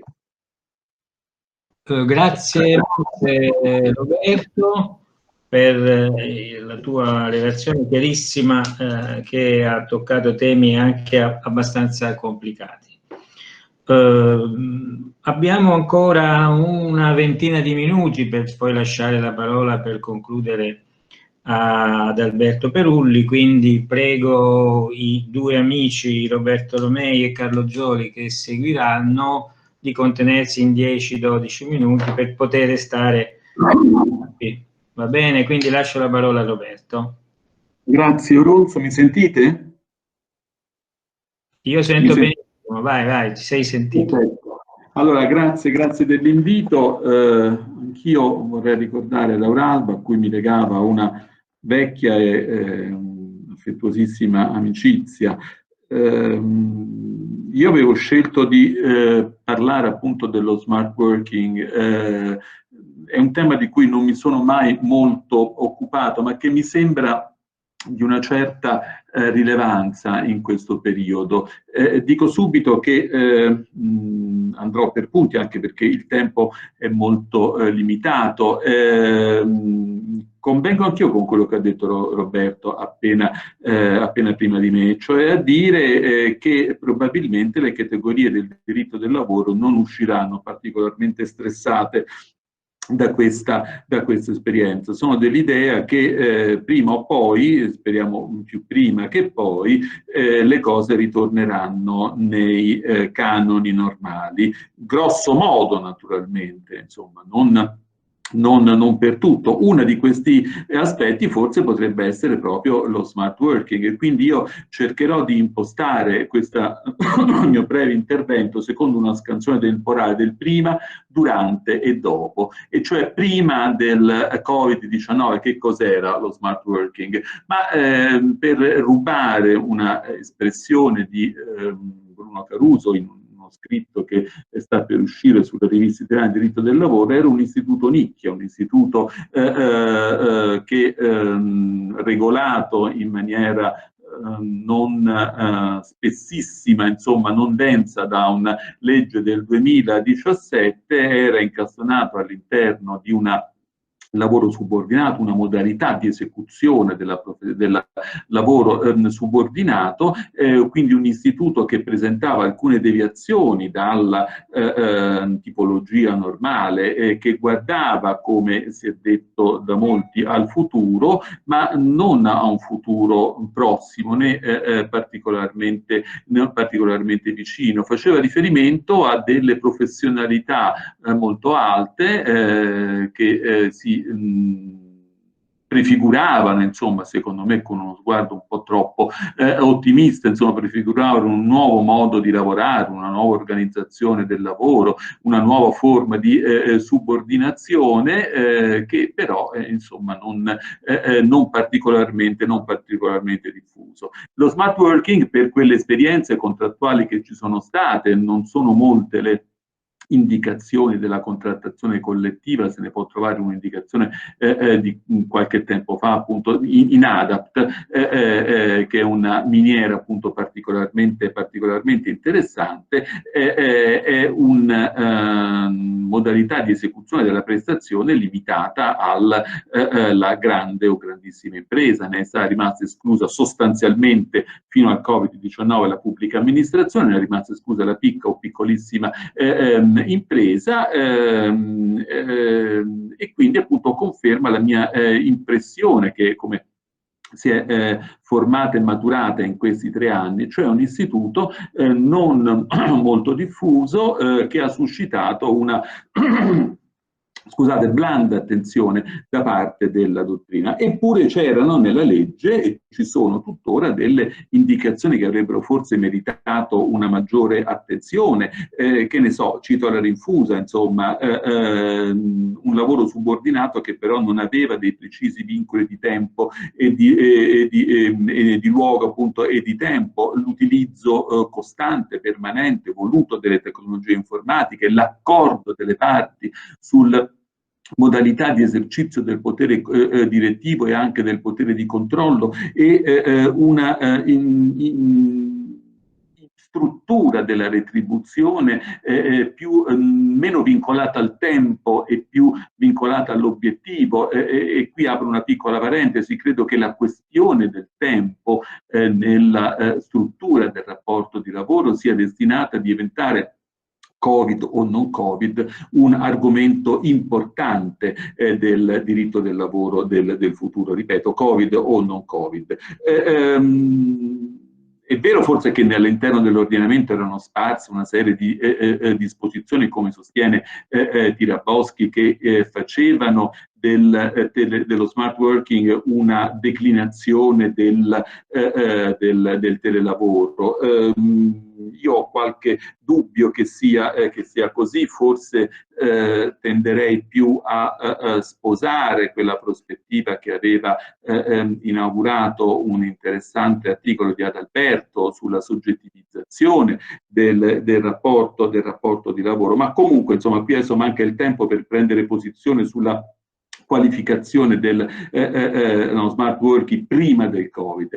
Che cos'è successo con il Covid-19? E qui do naturalmente per scontato quello che è tutta la conoscenza della legislazione o della provvedimenti amministrativi che sono stati, o di natura paraamministrativa, che sono stati emanati dal governo. quello che ha portato il Covid-19 è una vera e propria mutazione dello smart working, che è diventata appunto una declinazione del telelavoro. Declinazione del telelavoro anche perché viene a mancare una delle caratteristiche dello smart working, cioè la possibilità di una delocalizzazione e detemporalizzazione, l'assenza di vincoli precisi di spazio, di luogo e di tempo. Evidentemente appunto la costrizione che tutti ci ha confinato appunto negli ambienti domestici ha veramente fatto dello smart working una declinazione, una forma avanzata di telelavoro, e lo ha fatto perché ha consentito da una parte di coniugare due esigenze diverse: l'esigenza di salvaguardare la salute pubblica, la salute di tutti stando a casa, e dall'altro l'esigenza di salvaguardare l'economia del paese, e quindi consentire, a mio avviso in maniera abbastanza accidentata, perché ritengo che almeno per la mia esperienza, insomma, per dirla banalmente, si perde un sacco di tempo, e quindi appunto ha consentito comunque di mantenere una continuità in alcune almeno delle attività produttive. E quindi lo smart working è stato derubricato, ripeto, appunto a una modalità del telelavoro, ed è venuta meno sono venute meno le caratteristiche di questa tipologia, non di tipologia, di questa modalità di esecuzione della prestazione lavorativa. È venuta meno anche la finalità, perché la finalità del decreto, della legge del 2017 era quella di efficientare il sistema produttivo, certamente ridurre i tempi di spostamento, come sottolineavo Ronzo all'inizio, certamente di armonizzare i tempi privati e lavorativi, ma oggi appunto la finalità del smart working è sostanzialmente, ripeto, è sostanzialmente molto diversa. Anzi, nel decreto che sta sempre per uscire, addirittura diventa oggetto di un diritto, almeno in una delle tante versioni che ho letto, un diritto perché è un succedaneo dei permessi che erano stati concessi dal decreto 19, oggi è legge 27 del 2020, per consentire di accudire i figli dai 12, infradodicenni o fino ai 16 anni. I permessi effettivamente sono molto costosi, e lo smart working diventa una modalità sostitutiva del permesso. Si è inserito tra l'altro all'interno della pubblica amministrazione in una struttura che era largamente impreparata ad accoglierla, culturalmente e tecnologicamente soprattutto. Mi avvio alla conclusione, perché voglio rimanere appunto nei minuti che mi sono stati assegnati. Che cosa rimarrà dopo? Ma secondo me rimarrà molto poco, però qualche cosa forse rimarrà. Innanzitutto, forse lo ricordava ad Alberto nel chiacchiericcio iniziale, l'utilizzo in maniera costante, fisiologica, non universale, spero, dei mezzi informatici. La video call consente di risparmiare tempo, risparmiare denaro, risparmiare spostamenti, anche se ha degli effetti non indifferenti dal punto di vista dell'economia generale. Io, per portare una piccola fetta di esperienza personale, ho fatto delle udienze attraverso modalità informatica, comodissime per carità, perché mi hanno evitato appunto di spostarmi, ma lo spostamento poi si prendono negli aerei, si prendono dei taxi, si mangia fuori, si dorme fuori, ma questo ha delle ricadute dal punto di vista economico che non vanno trascurate. Che cosa rimarrà ancora? Rimarrà probabilmente una utilizzazione del spazio fisico diverso, nel senso che ci si potrà anche consentire di avere degli uffici, già oggi accade, sottodimensionati rispetto all'organico all'organico aziendale. Rimarrà o dovrebbe rimanere una forte attenzione per la sicurezza informatica, per la rete internet e soprattutto forse, io spero che rimanga, l'abitudine, la consuetudine, la diffusione di configurare una prestazione di lavoro subordinata non più attenta solamente al tempo, ma attenta anche all'obiettivo, attenta ai risultati, quindi una ricaduta su, come dicevo all'inizio, sulla forma di retribuzione non più ancorata solamente al tempo, ma anche al risultato, che certamente compatibile, come diceva Roberto, con la struttura della subordinazione, ma certamente, altrettanto certamente, tale da poter introdurre all'interno di uno schema forse un pochino desueto degli elementi di novità. Sono stato nei 12 minuti e vi ringrazio dell'attenzione. Grazie. Grazie molte Roberto. Mentre tu parlavi, ma anche leggendo quello scritto di Caruso, mi veniva in mente quel bellissimo saggio quasi monografico di Gino Giugni sulla retribuzione a cottimo. Non vorrei che con il lavoro agile si cominciasse a transitare verso forme di attenuazione del potere direttivo per come lo conosciamo fino ad oggi, e di maggiore appunto attenzione al raggiungimento di obiettivi, di risultati. Siamo in una fase di transizione e vedremo se lo sviluppo di questa modalità operativa potrà anche influenzare diciamo, l'assestamento della categoria della subordinazione. Allora chiude questi interventi, prima appunto delle conclusioni di Adalberto Berulli, Carlo Zoli, a cui do la parola. Grazie Ronzo, grazie per l'invito. Naturalmente parlare per ultimo pone dei problemi di tempo, come abbiamo visto. Mi sentite che ho perso il video? Pronto? Rispondo per tutti, io ti sento. Ok, grazie. Dunque, spero di essere altrettanto bravo anche per quanto concerne i tempi e mi avvio dunque immediatamente. Dunque, il problema dell'argomento che affronto è stato affrontato con Oronzo e con Franco Scarpelli, che parlerà nel prossimo seminario, e quindi io mi lascerò soprattutto a lui i problemi relativi alle questioni concernenti la tutela diretta del posto di lavoro legato al blocco dei licenziamenti. Mi limiterò soltanto a qualche osservazione, mentre invece io mi concentrerò soprattutto sulla cosiddetta, quella che potrei definire la tutela indiretta, contenuta nell'articolo 1 del decreto legge 23 del 2020. Dunque vado per flash. Al riguardo emergono chiaramente alcuni punti fermi. La difesa del posto di lavoro, la stabilità dell'occupazione, la garanzia del reddito sono elevate ad esigenze e diritti fondamentali. Diventa centrale il ruolo dell'intervento pubblico, come ha ben scritto Gigi Mariucci recentemente, invocato come una sorta di Stato provvidenza che si fa carico di tutti i bisogni dei cittadini. In terzo luogo viene nuovamente valorizzato il ruolo dei sindacati, come è accaduto in tutti i casi di crisi economica.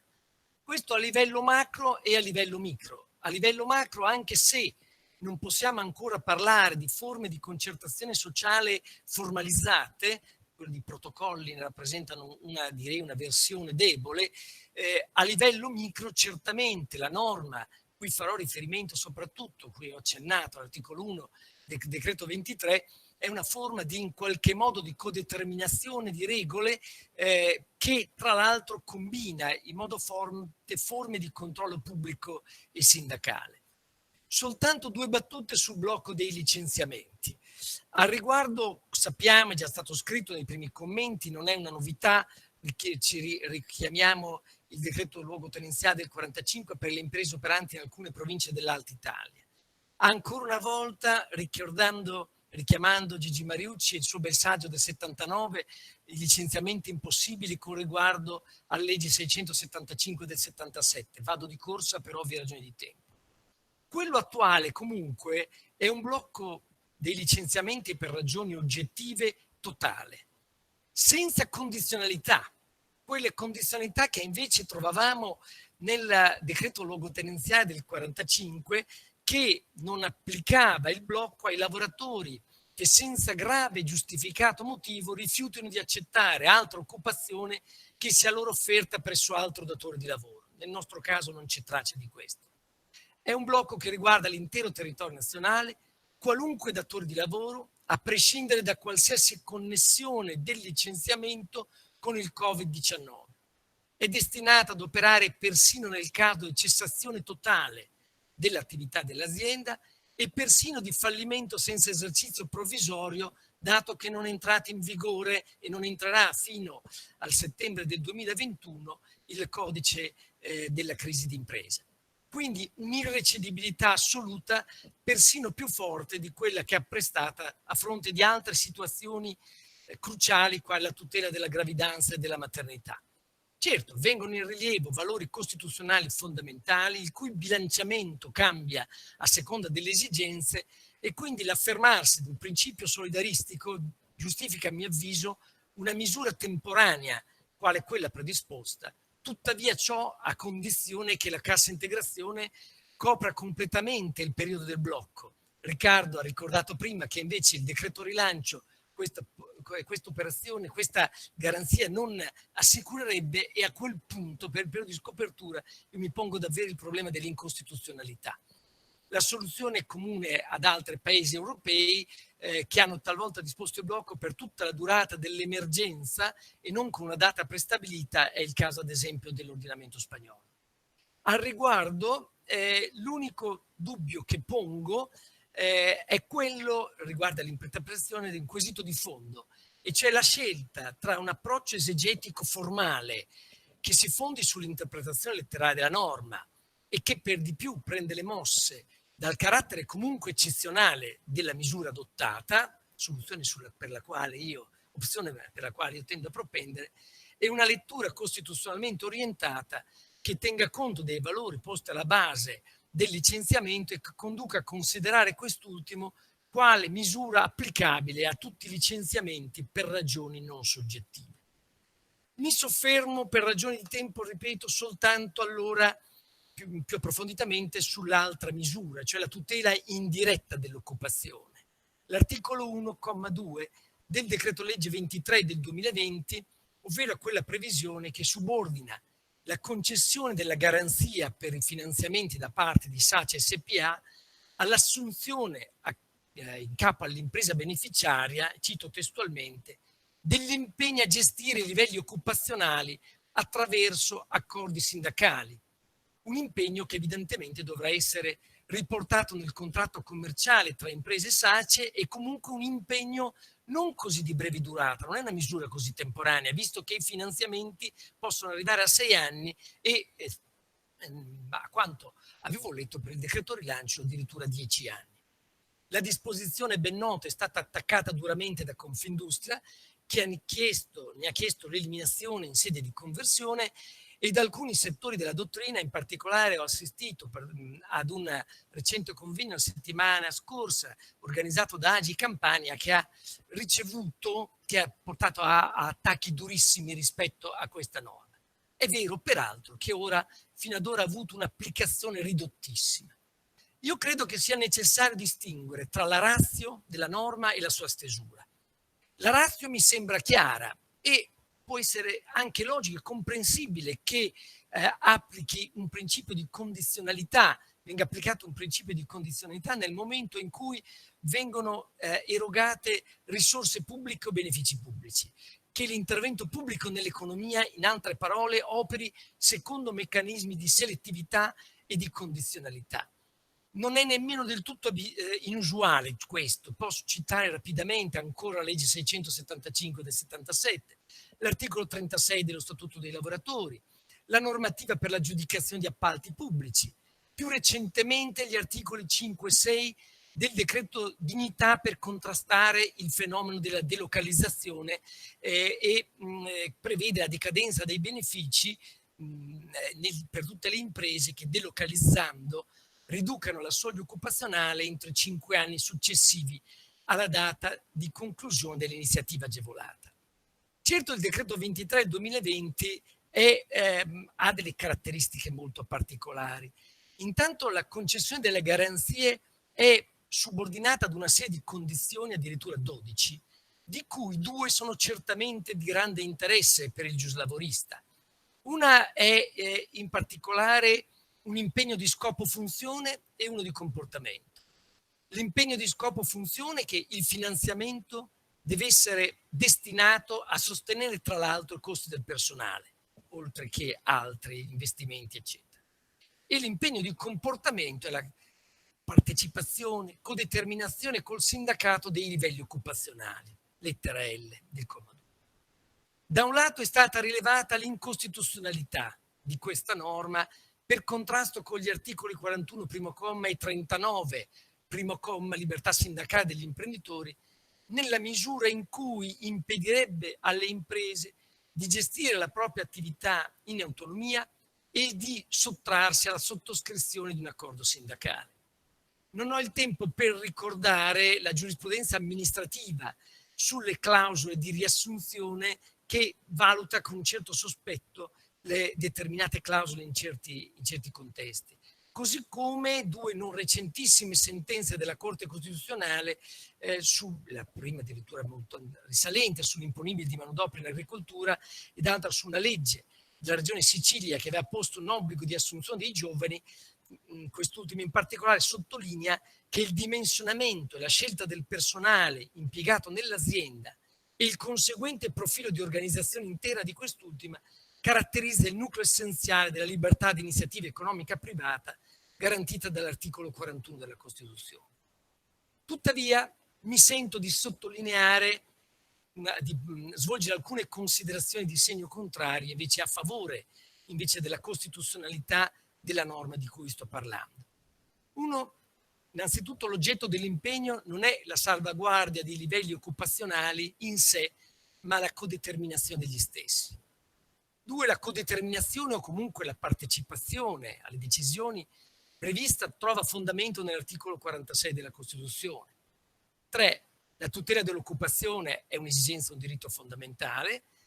4, ecco, nella fattispecie non credo che si possa parlare di obbligo a contrarre. Non sono del tutto d'accordo con Adalberto del suo articolo del Sole che questa rientra in una generica logica promozionale di ricerca di soluzioni concordate, tutto sommato prive di una diciamo di un vincolo forte. Tuttavia credo che si possa arrivare ad una lettura di quella norma che ne consenta di salvarne la costituzionalità.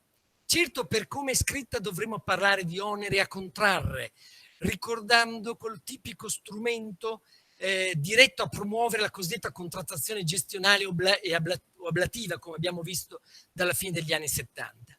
Tuttavia, se vogliamo operare un contemperamento tra gli interessi in gioco, si potrebbe invece optare e salto una serie di considerazioni in temi di stretto diritto che si rifanno a un mio vecchio studio del 92 sul tema dell'obbligo a trattare. Credo che si possa fornire una lettura della norma che ne valorizzi il significato e la ratio senza esporre l'impresa ad un potere di veto dei sindacati, perché se configurassimo come un vero e proprio onere a contrarre basterebbe al sindacato dire di no per poi portare l'impresa ad essere inadempiente rispetto all'impegno contrattualmente assunto nel contratto di finanziamento.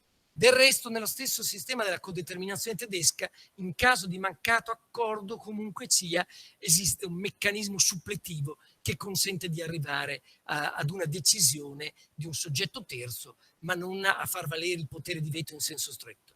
Naturalmente con qualche approssimazione, soprattutto Marcello Pedrazzoli, che ho visto partecipare, non me ne vorrà per la velocità con cui devo parlare. Quindi una lettura costituzionalmente orientata potrebbe condurre a leggere la norma nel termine di onere a trattare in buona fede. Certamente su questo sono d'accordo con Franco Scarpelli, che mi ha gentilmente anticipato un suo articolo che uscirà sulla RIDL, che ha prospettato la configurabilità di un obbligo di una concreta e fattiva ricerca dell'accordo. Certo, i problemi interpretativi sono molteplici, 2 minuti veramente di corsa. La norma è assolutamente infelice, così come l'articolo 1,7 che sembrerebbe delineare una procedura semplificata per le imprese con più di 5.000 dipendenti, eccetera. Comunque, compito del giurista è cercare di dare un senso a questa norma. Sulla natura dell'impegno, già detto, a mio avviso un onere a trattare. Sulla durata dell'impegno non c'è limite temporale, quindi la garanzia dovrebbe perdurare per tutta la durata del prestito.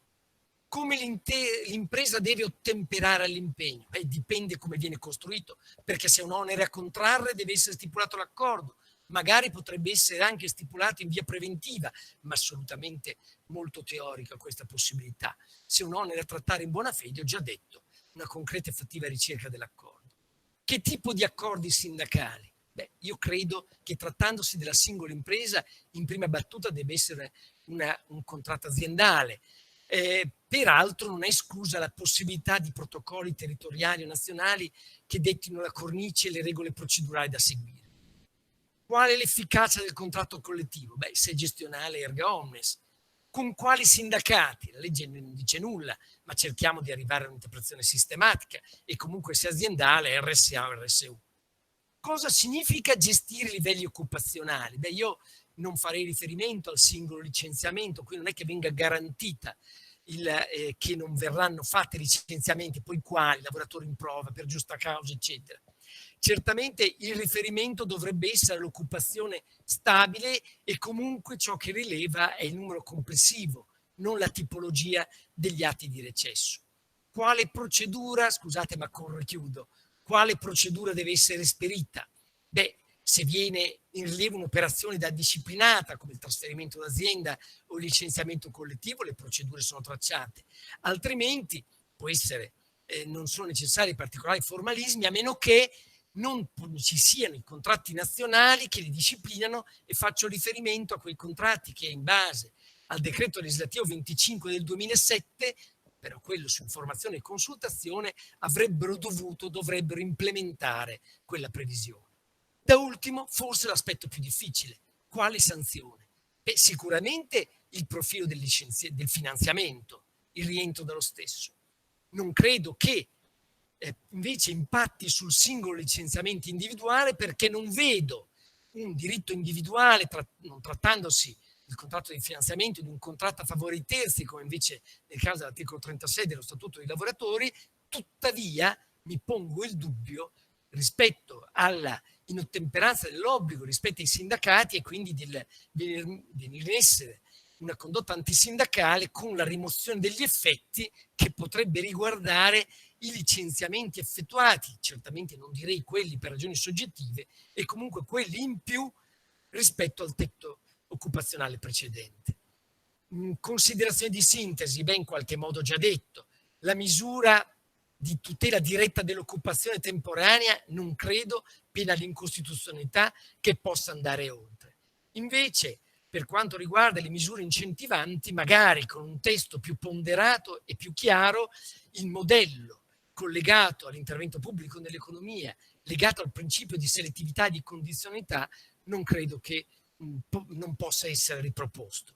Concludo davvero, condivido comunque quanto ha detto Riccardo, purché comunque ciò non faccia perdere il senso delle proporzioni, cito le sue parole, il diritto del lavoro mi è piaciuto, non può costituire la muraglia che blocca lo tsunami, perché certamente dovranno essere trovate soluzioni volte a favorire la tutela dell'occupazione sul mercato, ricordando ancora una volta Pietrechino, anziché soltanto nel rapporto di lavoro. Grazie. Grazie Carlo, molte grazie. Il tema in effetti è esplosivo sulla base delle considerazioni che ci ha fatto Carlo Zoli. Allora, io a questo punto lascerei la parola per le conclusioni ad Adalberto Perulli, e se ha voglia di lasciare un minimo spazio per chi volesse intervenire. Io chiudo, ecco, il mio coordinamento ricordando il secondo incontro del 27 maggio, stesse ore, con l'Università di Udine, e a breve distribuiremo la locandina.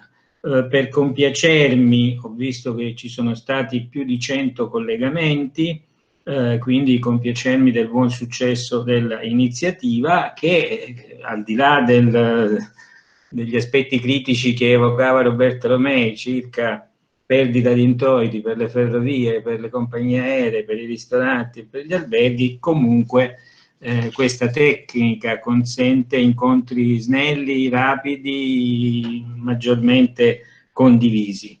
Bene, io saluto, colgo l'occasione per salutare tutti e lascio la parola ad Adalberto per lui. Grazie, ringraziandolo ancora ovviamente per la ospitalità. Grazie.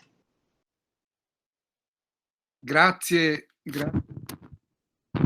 per aver avuto l'idea di festeggiare la rivista con questo seminario che mi pare sia molto ben riuscito. E io lascio volentieri la parola a qualche interventore, se c'è.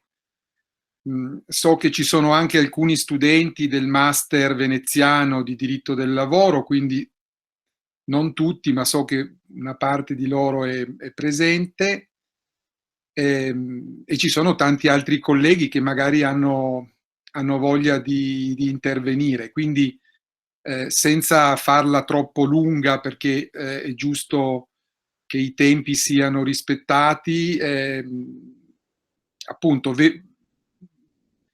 do la parola apertamente a chi ha voglia di intervenire, ovviamente con degli interventi molto, molto rapidi, molto, molto brevi. Quindi proviamo ad aprire un momento di dibattito, se è il caso.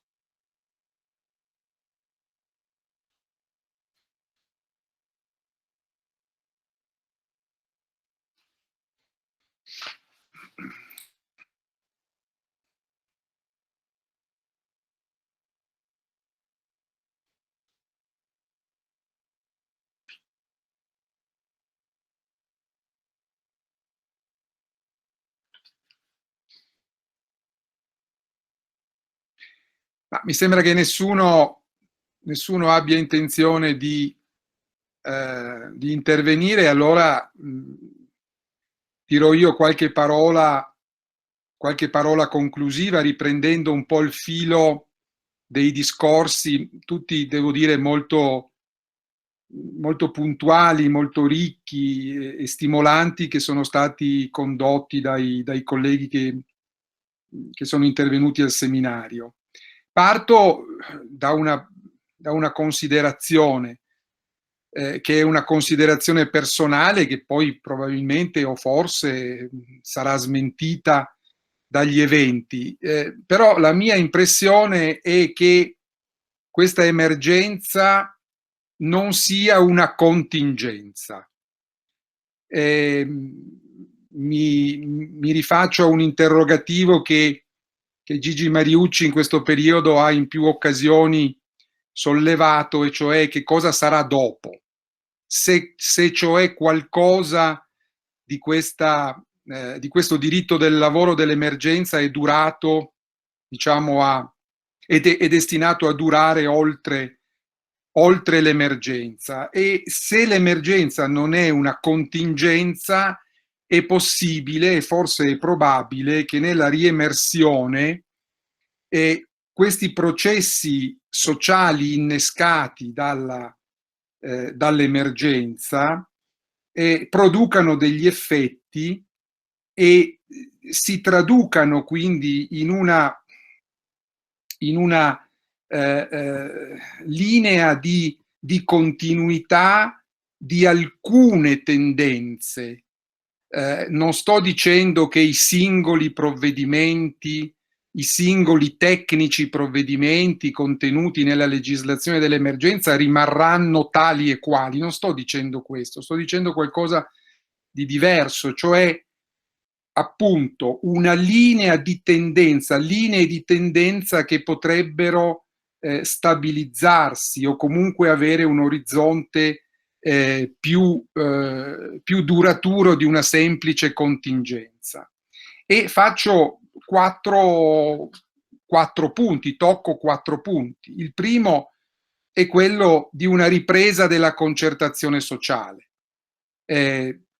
Molti dei colleghi che sono intervenuti hanno sottolineato questo punto, addirittura avvicinandolo anche all'idea di una partecipazione. A me sembra più che un'idea di partecipazione, mi sembra un meccanismo di ripresa di una concertazione sociale, cioè di un meccanismo di diritto riflessivo che, grazie alle virtù dell'autoregolazione sociale, produce appunto una regolazione condivisa, e questo secondo me è un valore importante che potrebbe segnare una linea appunto di continuità.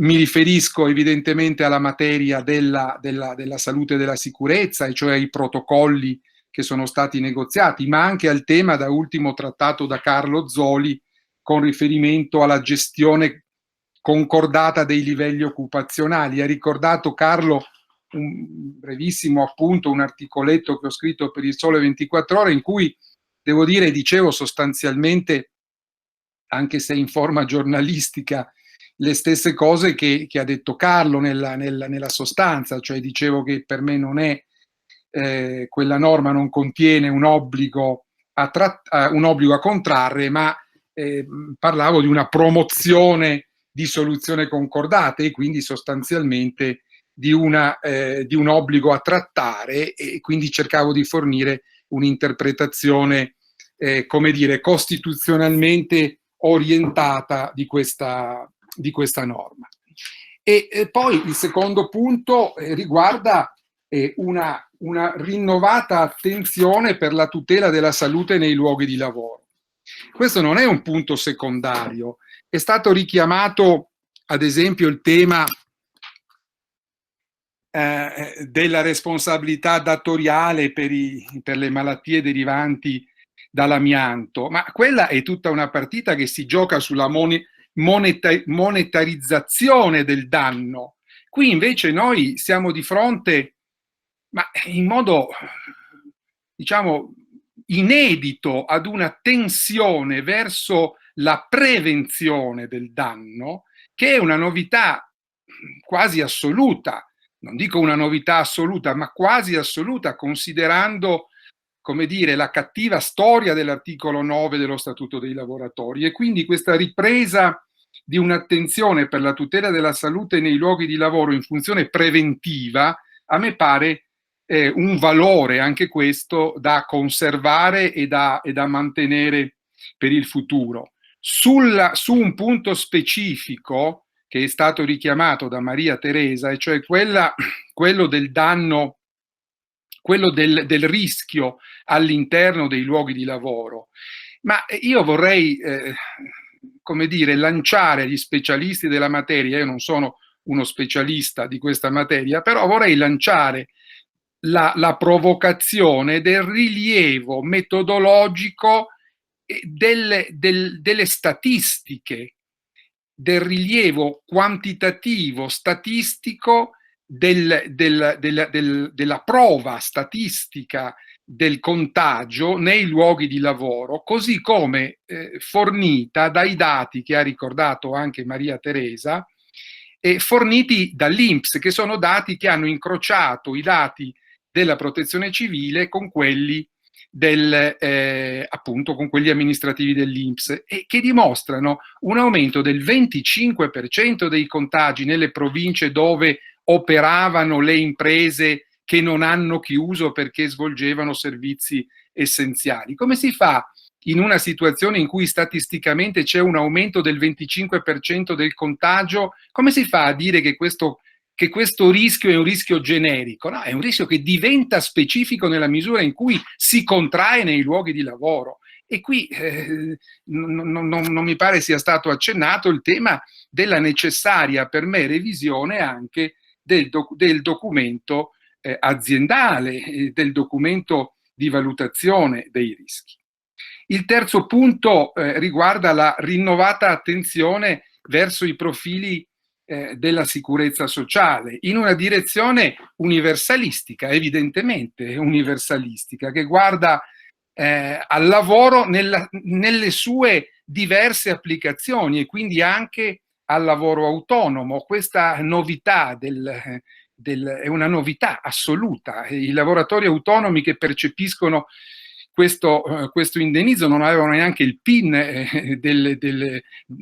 dell'INPS, quindi è una novità assoluta che ci sia una direzione universalistica di strumenti di tutela del reddito anche nei confronti del lavoro autonomo. E non parlerei, mi permetto di dissentire da quanto ha detto su questo specifico punto Riccardo Del Punta, ma nella valutazione più politica che tecnica, non parlerei cioè di una deriva assistenzialistica, ma parlerei della necessità di un'etica della cura in un periodo di solitudine e di esclusione sociale. Come si fa a pensare che questo non sia il momento per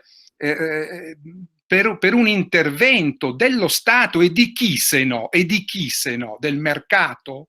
Cioè negli Stati Uniti ci sono 27 milioni di disoccupati, ma voi credete che adesso ci sarà il mercato che magicamente riassorbirà 27 milioni di lavoratori? Quindi se non ora, quando ripensare a questa prospettiva, come dire, di una sicurezza sociale universalistica, che va poi a finire anche su quei temi spesso trascurati, ricordati per esempio da Papa Francesco, perché evidentemente è forse il magistero più interessante in questo momento, che ha parlato della necessità di un reddito di base universale, quindi un reddito diciamo senza condizionalità. E poi il quarto e ultimo punto, che è stato richiamato soprattutto da Roberto Pessi e anche da Roberto Romei, il tema delle modalità organizzative e dell'impiego anche dello smart working, al di là delle questioni tecniche, se sia uno smart working in deroga o sia un telelavoro, probabilmente uno smart working in deroga. Abbiamo visto tante deroghe in questo periodo, anche lo smart working ha subito delle importanti deroghe, anche perché il datore di lavoro lo può imporre e quindi c'è una deviazione importante sotto il profilo causale, perché sappiamo che lo smart working nella previsione di legge è un patto, è un accordo. In questo periodo invece il datore di lavoro impone lo smart working. Ma al di là di questo aspetto, credo che potrebbe anche essere diciamo questa modalità impositiva dello smart working potrebbe anche essere un elemento destinato a perdurare se la crisi, se questa emergenza, come ho detto, non è una contingenza. E bene o male, pur con i limiti che sono stati ricordati anche da Roberto Romei, mi pare che lo smart working abbia dato una buona prova di sé, abbia dimostrato di essere una modalità diciamo di organizzazione del lavoro che può essere sviluppata e mantenuta anche per il futuro. Quindi se queste sono delle linee di tendenza, se queste sono delle linee di politica del diritto che possono trovare anche dopo l'emergenza una qualche forma di stabilizzazione, lo vedremo. Ma non darei per scontato che queste linee di tendenza, questi modelli, a partire, ripeto, dalla concertazione, che mi sembra forse l'aspetto più importante e più interessante, non darei per scontato, dicevo, che queste linee di tendenza scompaiano come per magia dopo un'emergenza che si riduce ad una pura e semplice contingenza. Io ringrazio tutti a questo punto, ringrazio ancora Oronzo per l'idea e l'iniziativa, ringrazio tutti i colleghi che sono intervenuti, che hanno partecipato e diamo appuntamento quindi al prossimo seminario, che sarà virtualmente a Udine da Marina, che saluto e alla quale in qualche modo idealmente passo il testimone per il nostro prossimo incontro.